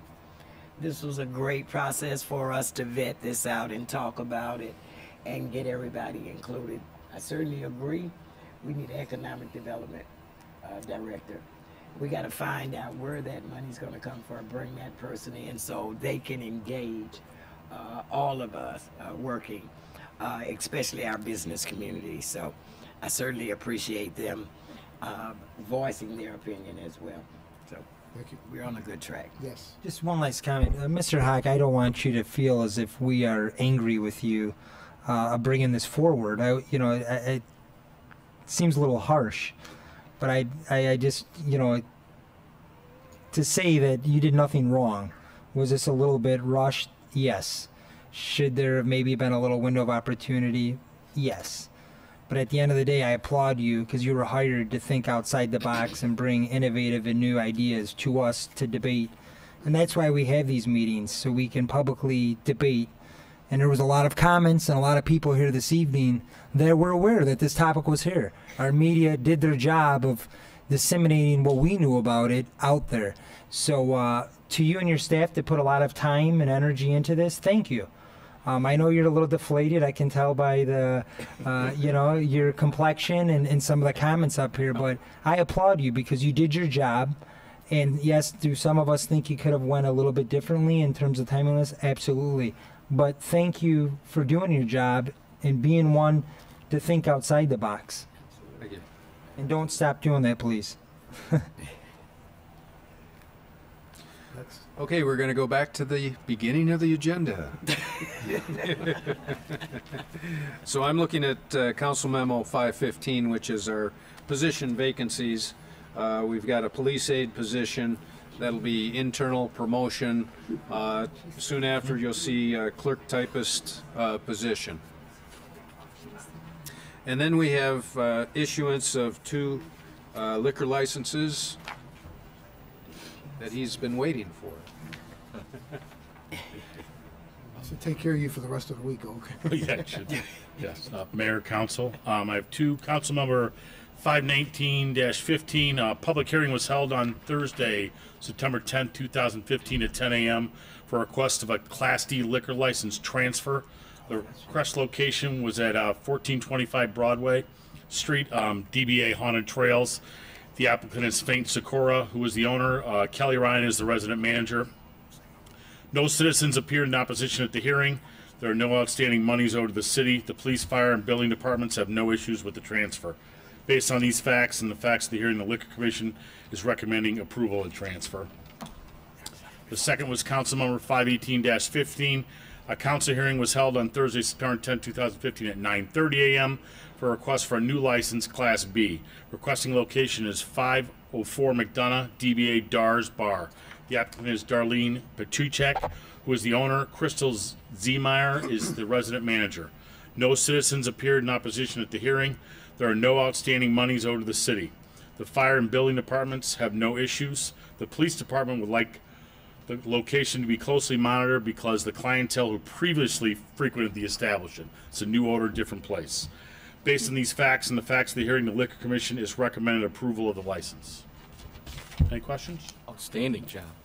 Thank you. Patient, very patient. So this was someone bought the business? She owned the building, and this is the other tenant is out. She is now taking the bar over herself and own the business. So the other liquor license? The other liquor license is gone. This is a new license. It was not a transfer. The first one was a transfer of the Haunted Trails. Right. Okay. Okay, I'm sorry. I was talking about no problem. The one on McDonald Question, Street. Mayor? Yes. Dars Bar, is that the ladies that I met in the hallway? Thank you for sticking around. Sorry it was so long. I wanted to acknowledge that they were here just in case we had questions. Thank you. They're dedicated. Yes. Thank you. Looking at item 522 is a request for continuation of an existing 3-unit residence, multifamily residential use in a R3 1 and 2 family residential zone district at 204 through 206 Comstock Street. This is 2.5-story frame structure. Currently the third floor is being used. It's an attic area that's being used as a bedroom. And there's adequate off-street parking within a 3-car detached garage and an existing paved driveway. This property wasn't on Neighborhood Services inspection program, but would be required to do so in the future. This was a 2-unit structure until about 1980, when it was converted to 3-unit residence. And I do want to note that attached is a St. Pat's Neighborhood Association board stating that they're opposed to the variation in use, allowing the continuation of the 3rd unit. I have a question, Mayor. Yes. How is this brought to us now? Jim Haller, do you know how this came to the attention of the city? Somebody noticed they were at a building across the street and they noticed it was a multi-unit, they came over and inspected it. The 3rd floor is no longer used, it's been blocked off, we've been working with the inspector and Jim Torrey, and there's no longer a 3rd floor bedroom at all. So do I, ma'am, could you come to the podium, please? That's going to be a 3-unit. Yeah, but it's zoned for Are you saying it's no longer being used as a Yes, it 3-family is. dwelling? The back part of it was like a 2-floor bed apartment. The top floor is no longer being used. It's now being used as a studio. The inspector said it qualifies to be a studio, and they've blocked off the 3rd floor bedroom. There's no longer. So the 2nd floor is a 1-bedroom and a studio. So it's a 2-family dwelling? 3. There's a 2-bedroom dwelling on the 1st floor. Okay, all right, understood, thank you. So it's a 3-unit. It's still a 3-unit. R3. There's 2 units on the main floor, and then a 3rd one on the 2nd floor. She was saying that what you see as the attic space is not being used as a bedroom any longer. Okay. Oh, I'm sorry. Go ahead. Yes. Yeah, but done? in 19. Well, go ahead. Go ahead. I'm sorry, Jay. That's all right. You're the district councilman. Go for it. No, well, you So, at no large, worries. so- Go. We work together. Go, Terry. I'm sorry. You know, I have to say it when I'm thinking about it. Go, I forget go, what go. I'm thinking about. Jim, in 1980, it was converted to a 3-unit. That's what they're without saying, right. The proper Without zoning. approval of the city. Without the approval of the city. Yeah. And I did notice the letter from St. Pat's, because I know in that area, you know, with the snow and things like that, we've been trying to, you know, manage the street. Now, are the garages usable? I know it says it has 3 garages. 4 car? They are usable? Okay, that's all I have, Mr.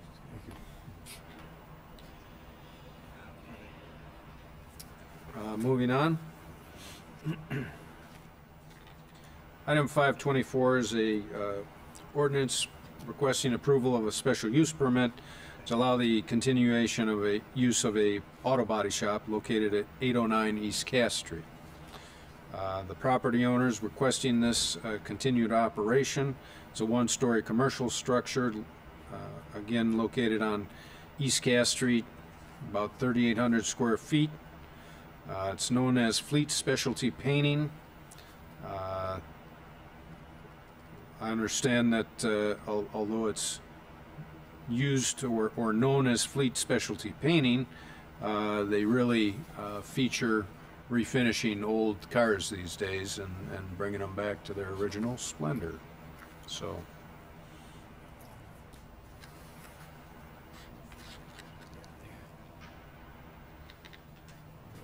Any questions? Item 526 is we are bringing back the ordinance amending Chapter 31 of the Code of Ordinances, the Water and Sewer Ordinance. A couple of things to note. First of all, this does not change the water and sewer rates. We took that off as an issue.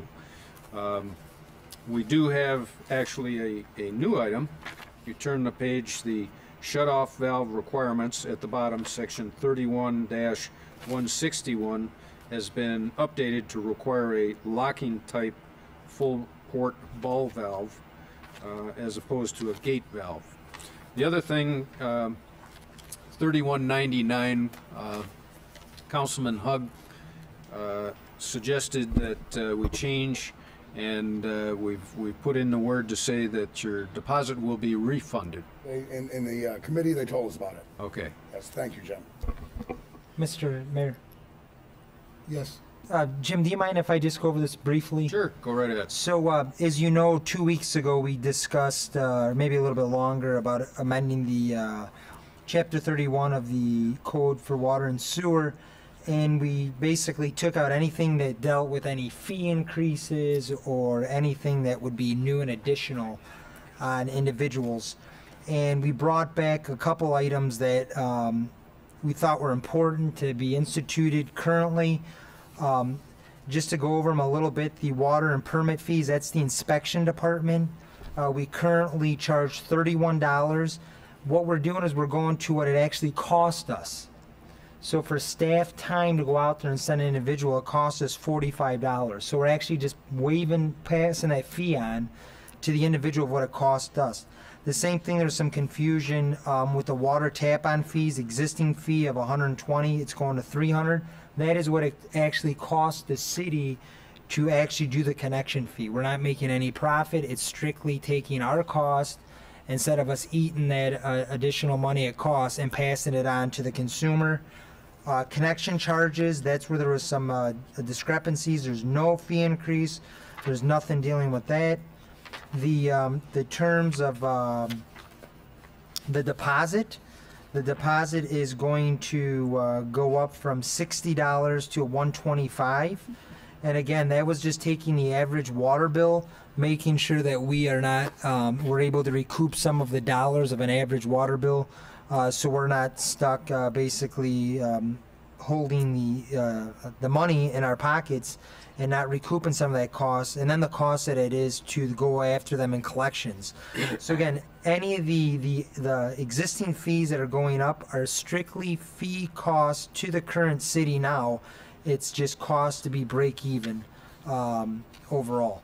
The other item that Mr. Hawk just mentioned is a locking system on the water meters. We're just putting in here the exact amount or the exact type of lock. And Mr. Egan, you briefly just mention that because it is a new thing that we are going to require when individuals get their permits.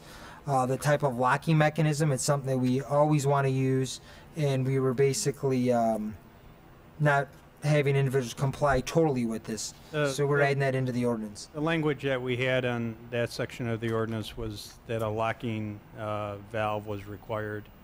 So the locking valve was always required. We're requesting the ordinance did state that it was an approved valve. We've always required a full port ball valve. They're more reliable than the standard traditional gate valve. So we're just revising the ordinance to Good. state So basically, we're going to a ball valve instead of the other type. So that's all we, and this was passed out of public service. So I just wanted to kind of give you guys a synopsis of this. Is there any questions on this? Okay. Thank you. I'm sorry, I want to go back. I skipped over, missed one, Council Memo 525, which is a request to increase the ambulance fees and renew the ambulance billing contract with Andres Medical Billing. We have not increased our rates since 2011, and obviously the way that we can increase revenue is to take advantage of the of Medicare and the private insurance companies. So there's a proposal to increase basic life support from a flat $1,000 to $1,600, advanced life support from $1,100 to $1,700, ALS support to $1,200 to $1,800. Now, keeping in mind here, our policy, which will not change, is that we take advantage of Medicare, Medicaid, and private insurance payments, but if you're a resident, then we will write off that excess payment. And the other thing was that in negotiations with Andres, they came back and they said if they would reduce their 5% fee down to 4% if we committed to a 4-year agreement. Question? Yes. Quickly, Jim. It is in writing that if you're a resident, we'll write off anything above what the insurance pays? It is part of the ordinance. Okay, thank you. Well, what if someone does not have insurance? They pay that full amount? Well, whatever we can't collect is written off. Otherwise, we bring them in through an abatement I mean, There is a certain percentage of indigent care that's provided as a municipality that we have to write off. gotcha. Okay, thank you. Yeah. Yeah, it is. It's already in the ordinance, and we're not changing that. Okay.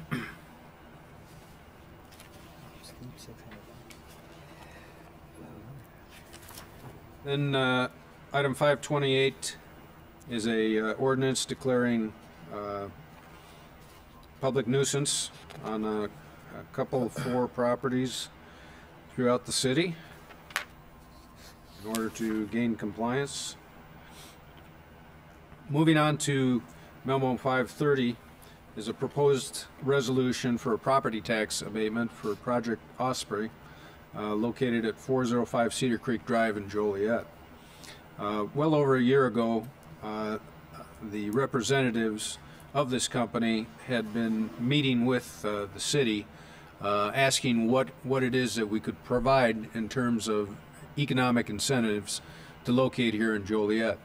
And the one thing that we felt was reasonable, which the city council has provided in the past, is the 5-year 50% property tax abatement. So this specific location will construct almost a 1.4 million square foot building, but will employ nearly 700 people at peak season, and based on a $132 million investment in land and buildings and equipment, it's going to be much more than just warehousing.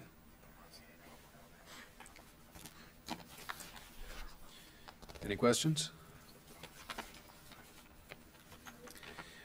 Item 531 declares some properties as surplus, some city properties, some trailers, vehicles, bicycles. 532 is a resolution authorizing 2015 pavement marking.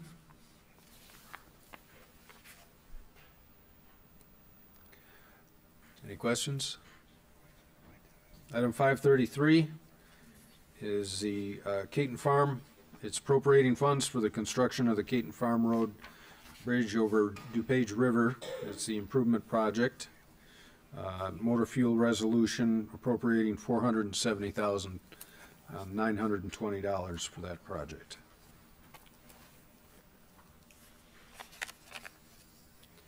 Item 534 is a resolution appropriating funds for McDonough Street, roadway reconstruction program, and traffic signalization modification project.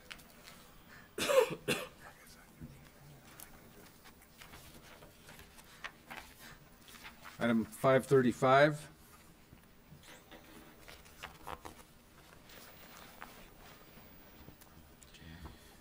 This is a property that's been identified by the city in the Will County Delinquent Tax Auction, which we're proposing to buy for about $650 that we would acquire. The remaining agenda is bids and contracts to be awarded that'll be reviewed by the Public Services Committee. Then we have a request for closed session. Might I, on the closed session, we've removed the item itself. I'll let the will of the council. I can make the motion for a closed session tonight or tomorrow night. It doesn't matter to me. Whichever. I do have a request myself for closed session. Then we're gonna do it. Okay. The mayor won't be at the meeting tomorrow night, so I think tonight would be appropriate.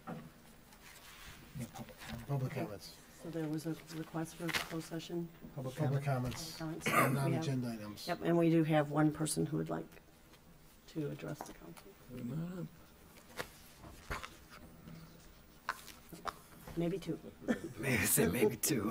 Mary Beth Gannon, 513 Western. I know everybody's tired, and I'll make this quick. Currently, the city of Joliet owns a historic lock-room building situated at Chicago and Cass Streets. You may know it better as the Crabagales that never happened. The 1890 Queen Anne-style building is nestled in a niche with the library, several restaurants, bars, and the Rialto all within walking distance. City leaders have been working for some time on getting more tourists and foot traffic to this unique little spot in town. A few times a year, the city experiences a large volume for events such as Kids Fest and Star Wars Day. Why not try to get a good crowd on a regular basis? Children's museums have proven to be a consistent draw of tourism throughout the country. For the last month, I'm going to skip over a lot of this because you got to get going here. For the last month or so, I've been working on a request for proposal to submit to Kendall Jackson. I've never written one of these in my life. I called children's museums throughout the country, as well as mayors. And one of the most helpful people I talked to was Chris Seifert in Pittsburgh. He runs the Pittsburgh Children's Museum. They put it in the most high crime area in Pittsburgh. And they took a huge chance. And between the time it's opened, it started out as a 50,000 square foot space, and it's now 80,000 square foot. They have 270,000 people who come to it each year. Not only has the Children's Museum turned around a whole neighborhood, but it's increased real estate values. The museum has been so successful, they even bought a theater that was just down the street that was closed and turned it around. They've also taken their money and revitalized a city park. I think we could use them as a model here. I have a list of funding ideas for how to get something like this going. I know that Mr. Jackson's looking to get another restaurant or another bar into that building, but we have a lot of restaurants right now downtown that are struggling, and I don't think we should saturate them with more competition. We need something unique that will bring families here. And I'm not talking about just a generic children's museum with a bunch of plastic balls and water buckets. I would propose have something there with after-school tutoring, using the high school students there to serve as mentors, fulfilling their community service projects. Will you please stop? I'm sorry. He's tired. Anyway, I know, he's a good boy. But anyway, like I said, there's been many restaurants that have not made it. I've talked to several business owners. I'm not going to name them by name there, but some of them are restaurant owners, and they don't want to see more competition. They would like a children's museum. It would bring foot traffic. And I have a lot of statistics, and I'm just going to go ahead and pass it on. I just ask that in the next day or so, if you got 5 minutes, if you'd please look this over. I worked really hard on it, and I would really like to see this happen. I think it could turn around the whole downtown. And I know it's asking for a lot when we have no money right now, but I do have funding ideas, and I truly believe it's feasible. And on a last note, there are several of us in the room who still support you not getting rid of Bluff Street and keeping it in the city's hands. Thank you. Thank you. Mayor, can I just make a comment? Yes. Excuse me, Mary Beth? Sorry. That's okay. It's funny you bring that up because I'm, the liaison for the museum, and I just mentioned that at a recent board meeting. So if you would like to get that proposal together and possibly bring it to the museum board, and then maybe we can go from there with that, because that'd be a great idea. I'd Because love to. I have they seem plenty of ideas for receptive to it. funding.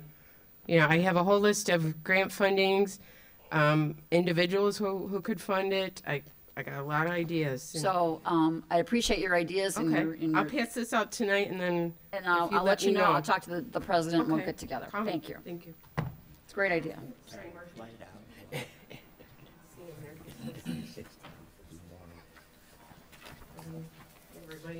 Thank you. Thank you, Mary Beth. Thank you. Thanks, Murphy.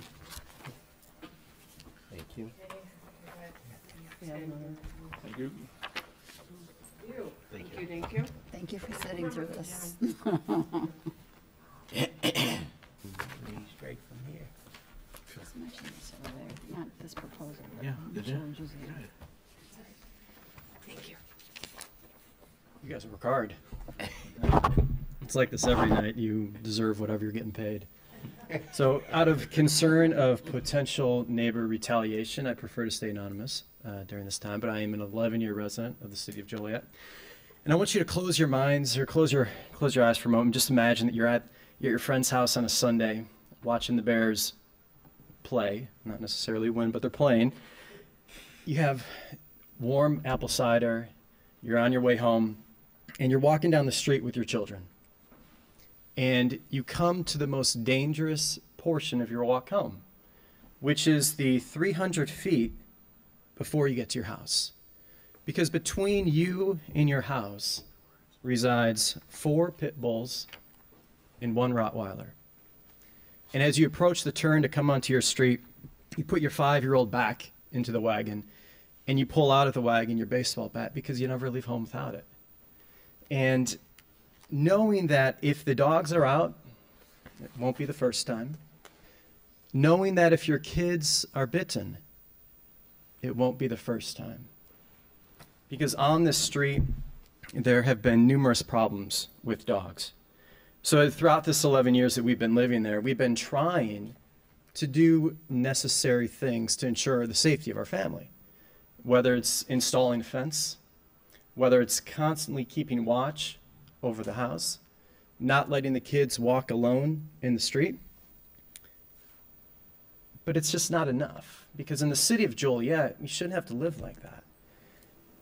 So we've done some research and we've started looking around, and we have found that these very aggressive dogs, pit bulls and Rottweilers, they're a danger. The United States Air Force has banned pit bulls and Rottweilers from their bases.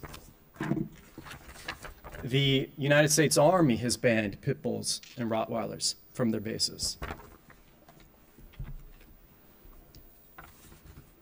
The United States Navy, at all Navy bases and Marine facilities, has banned pit bulls. Pit bulls, Rottweilers, they possess aggression and an unreasonable risk to the health and safety of personnel in family housing areas. But we have them here. I have a list of 800 other municipalities and counties that have taken reasonable steps at protecting the lives and the property of their residents. These are facilities in different municipalities around the nation that have taken reasonable steps by mainly banning these dangerous dogs, these dangerous breeds. So as my wife and I were thinking about what we need to do and the ultimate steps to keep our family safe, we've thought about moving. And it doesn't seem that it's right that we would have to move to have a safe environment for our kids. So over the last 2 weeks, I've reached out to 4 of my council members here. And I appreciate you accepting my emails, and every one of you has responded to me, either in response, forwarded my message along, has sent people to my home, have sent it to the police, and I'm appreciative of that response. It's good to know that there are people that are here that have an ear to the public. But what surprised me is that there are existing statutes, municipal statutes on the books that have already should have resolved this problem. Despite numerous calls to animal control, numerous calls to police, these dogs have not been deemed vicious. These dogs have not been deemed dangerous. And had the proper steps throughout these last years been taking place, these animals would not have bitten the second child. These animals would be required to be muzzled whenever they're out in public. The owners would be required to have a 6-foot fence. They would be required to carry liability insurance. But that's not happening. We put the 6-foot fence around our yard, and we still have we have a pit bull that climbs our fence into our backyard, climbs the fence into the next neighbor's backyard. My ask of the city council is 2 things. Number 1, I ask that reasonable steps be taken to properly train the police and to properly train animal control, or maybe have effective animal control, so that when an incident occurs, the proper documentation is put in place so that these dogs that are a danger are indeed listed as a danger, and the steps that are already on the books can be followed. And the owners can be put on notice that this behavior is not acceptable. My second ask is that the city of Joliet join the United States Navy, the Marines, the Air Force, the Army, and over 800 other municipalities across the nation in prohibiting these breeds of animals, the pit bulls specifically, and the Rottweilers. If So you look, your 4 minutes are up, sir. If you could wrap it up, please. thank you folks for your time, and I appreciate your ears. Thank you. Mayor, Yes, we could bring that to land use. we could. I do have one question. Are you, there's 4 or 5 dogs at one location? Is that what you're? That's a violation right there. Right there, we have a No, two-dog these are ordinance. spread out through numerous homes. So they're in the neighborhood. Yeah, we are like an island surrounded on every side by pit bulls. Okay. Are there any with more than 2? There are homes with more than 2 dogs, yes, not homes with more than 2 pit bulls. More than 2 dogs. Yes, yes. That's a violation. It is. Thank you. Sure. Yes. I'm Sharon Starzik. I think you know why I'm here. Councilman McFarland forwarded me the email. I don't want to say the man's name, of course. And then I had a meeting with the mayor and showed him the email, sent me over there. Now, in this profession, 16 years, I always go cautiously because there's neighbor disputes, you know, arguing back and forth. This was not the case at this family's home at all. I interviewed everybody on each side of them. The one lady found it to be funny that her pit bull jumps, she cannot control her pit bull to jump into their yard and onto the next yard.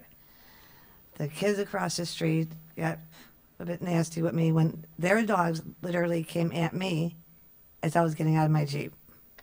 They were trying to one was trying to get over the fence, one was trying to get through the fence. On the other side, yeah, I have been here. I did an hour or so, even more, talking to each one, and they said nobody does anything about it. They come out, they don't do anything about it. Chief? So, yeah, it was. And I have talked to Chief. He's been great. And like I said, this isn't, you know, they have so much. We talked about this before, too. Chief, one thing that's been talked about, I asked your opinion, we've talked about it, is possibly bringing someone on board to be an animal control officer. I know we have animal control at the township runs. I know my experiences as a police officer, they weren't always very, very good at coming out when we needed them. Has that changed since I've left, or, because again, police officers are not animal control officers. We go out when there's a call that of an ordinance violation. We have written compliance tickets for either the dogs running at large or as you know, someone mentioned the leash law. If there's a bite, we typically have to rely on either the Will County Animal Control or the Joliet Township Animal Control to take the next step. So if it's taking a dog and then euthanizing it, make sure it has rabies, whatever the follow-up is to handling the dog, that wouldn't fall under the police purview. So we rely on the Township Animal Control if it's not an emergency situation. Will County has typically been our resource for those animal bites or those bites where a person's been bitten. But the police, we don't have the resources to take a dog even in or to handle it if it's involved in a situation like this. Exactly. You simply write the ordinance violation and. And if I can clarify something what the Chief is saying, for the county, when a dog bites, you have to submit a bite card. I'm sorry, to Will County. So the bite card will go to Will County to let Will County know this dog has bitten, but it is not up to the police nor Will County to come out and cite dangerous dog, put the 8 steps in effect, running at large. So they, you know, they're doing by law what they have to with the county, but for them to go out there and issue the citations of dangerous dogs, for example, like explaining the first time I bit a child, that should have been the last time. And I talked to the owner of that dog, and it bit again a small child in the leg in summer. It didn't have rabies shots. They put it in rabies observation for 8 days, got the dog back, no dangerous dog, which you would have had to follow the 8 steps.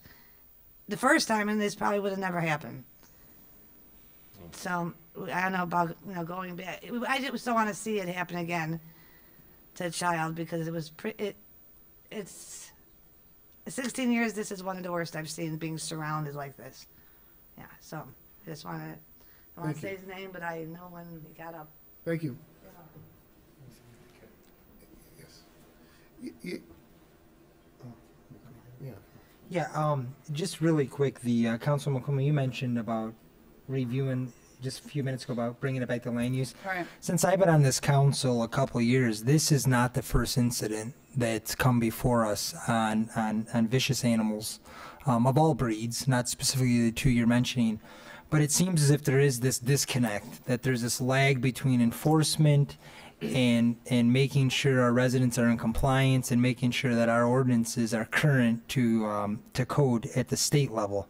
So I think, and I know Mr. Shanahan's been working on something that I think we need to expedite this. And I think we need to look at potentially bringing on a part-time permanent animal officer to assist in these calls. And I would challenge anybody up here when we talk about cost, that as many dogs I see running around and how many violations of folks having more than 2 dogs, it would pay for itself. And if it doesn't, we can reevaluate it next year. But I think we cannot wait any longer to just keep kicking the can on this issue down the road when we have people living in fear. And it's not just in your subdivision. I appreciate you reaching out, but happening citywide. So I think, as Councilwoman Quillman said, we need to get this on land use. Marty, if you can, I know you're busy with Evergreen, but if we can expedite that ordinance to put some more teeth into it and look at potentially bringing somebody on part-time and start citing these individuals that will cover the cost of the individual to monitor and to enforce this. I've already started on it, and He's been working on it. And you know what? This is actually kind of a separate issue regarding the dangerous dog and vicious dog. The last time the animal control ordinance was updated was 2004, so that's something that. Thank you. I have had, Your Honor, if I may, I have had officers come and remove a dog that was vicious, that was attacking. They removed the dog, but then told that they had to bring the dog back. Now, the dog bit the child, and the officer took upon himself to move it. And Jim, I hate to tell you this, but they said that only the city manager could remove that dog. So, we Get your gotta gloves look at on. I recently learned about that new responsibility. Yeah. And he's also contacted the Yeah. to change. So, yeah, we gotta look at that. It's No, one we of, need to get one moving of the on this first right away. amendments I want to see in that ordinance. Any other citizens? Yes, sir. Good evening, members of the City Council. These are all important issues, particularly about the dogs. I've seen that throughout my whole 53 years, vicious dogs. But a very serious problem is occurring in our city. I went to visit my grandchildren this evening, and after leaving my grandchildren, I seen squads coming from all different directions, so I followed them. And there was another shooting on Hickory Street. So the violence continues in our city. And our fine police department was out going throughout the neighborhood in the St. John's area, guns out, canvassing the area, looking for the individuals who were the shooters. So what we've seen here with respect to what's happening in Fairview, in our Forest Park community, what happened on Ruby Street, what's happening all over our city on 2nd and Union and Hickory Street, this has to be addressed. We do need to get our police department up to par. They're overworked. They're not staffed properly. We have to address that. I think protecting our children from gun violence, from gang violence, is the most single important issue that you face today than some of the other issues that you spoke about. Again, this is a serious problem. I have grandchildren. I like to take those grandchildren all over the city. I brought them downtown to the city center, but now I'm hesitant, and I'm someone who's very involved in where I take my grandchildren, because it's getting more and more and more dangerous out there on our city streets. And this is a serious issue that needs to be addressed. The officers are out there now. As I came down here and I left the area, 3 squad cars were racing to the area, and the incident had already taken place over 30 minutes ago, but there were 3 more squads being sent to that area that were flying past City Hall with their sirens on. So again, I think the single most important issue in this city today is to protect our children and our families from the escalation of gun violence that is occurring in our city today and will continue to occur tomorrow and the day after and the day after and the day after until we aggressively address this issue. But again, I believe our fine police department is doing the best job that they possibly can to address the current issues. Thank you. Thank you. I think we can go on to closed session. We had a motion to go into closed session. So moved. Second. A motion to second to go into closed session. And then at the end of closed session to adjourn? Yes, it's been motion and second to go into closed session to discuss personnel, collective bargaining, land acquisition, conveyance, pending or threatening litigation, which afterward we will.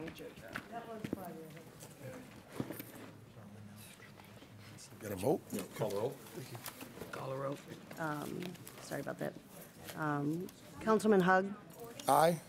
Councilman McFarland, Aye. Councilman Morris. Aye. Councilman Mudrin. Aye. Councilwoman Quillman. Aye. Councilman Turk. Aye.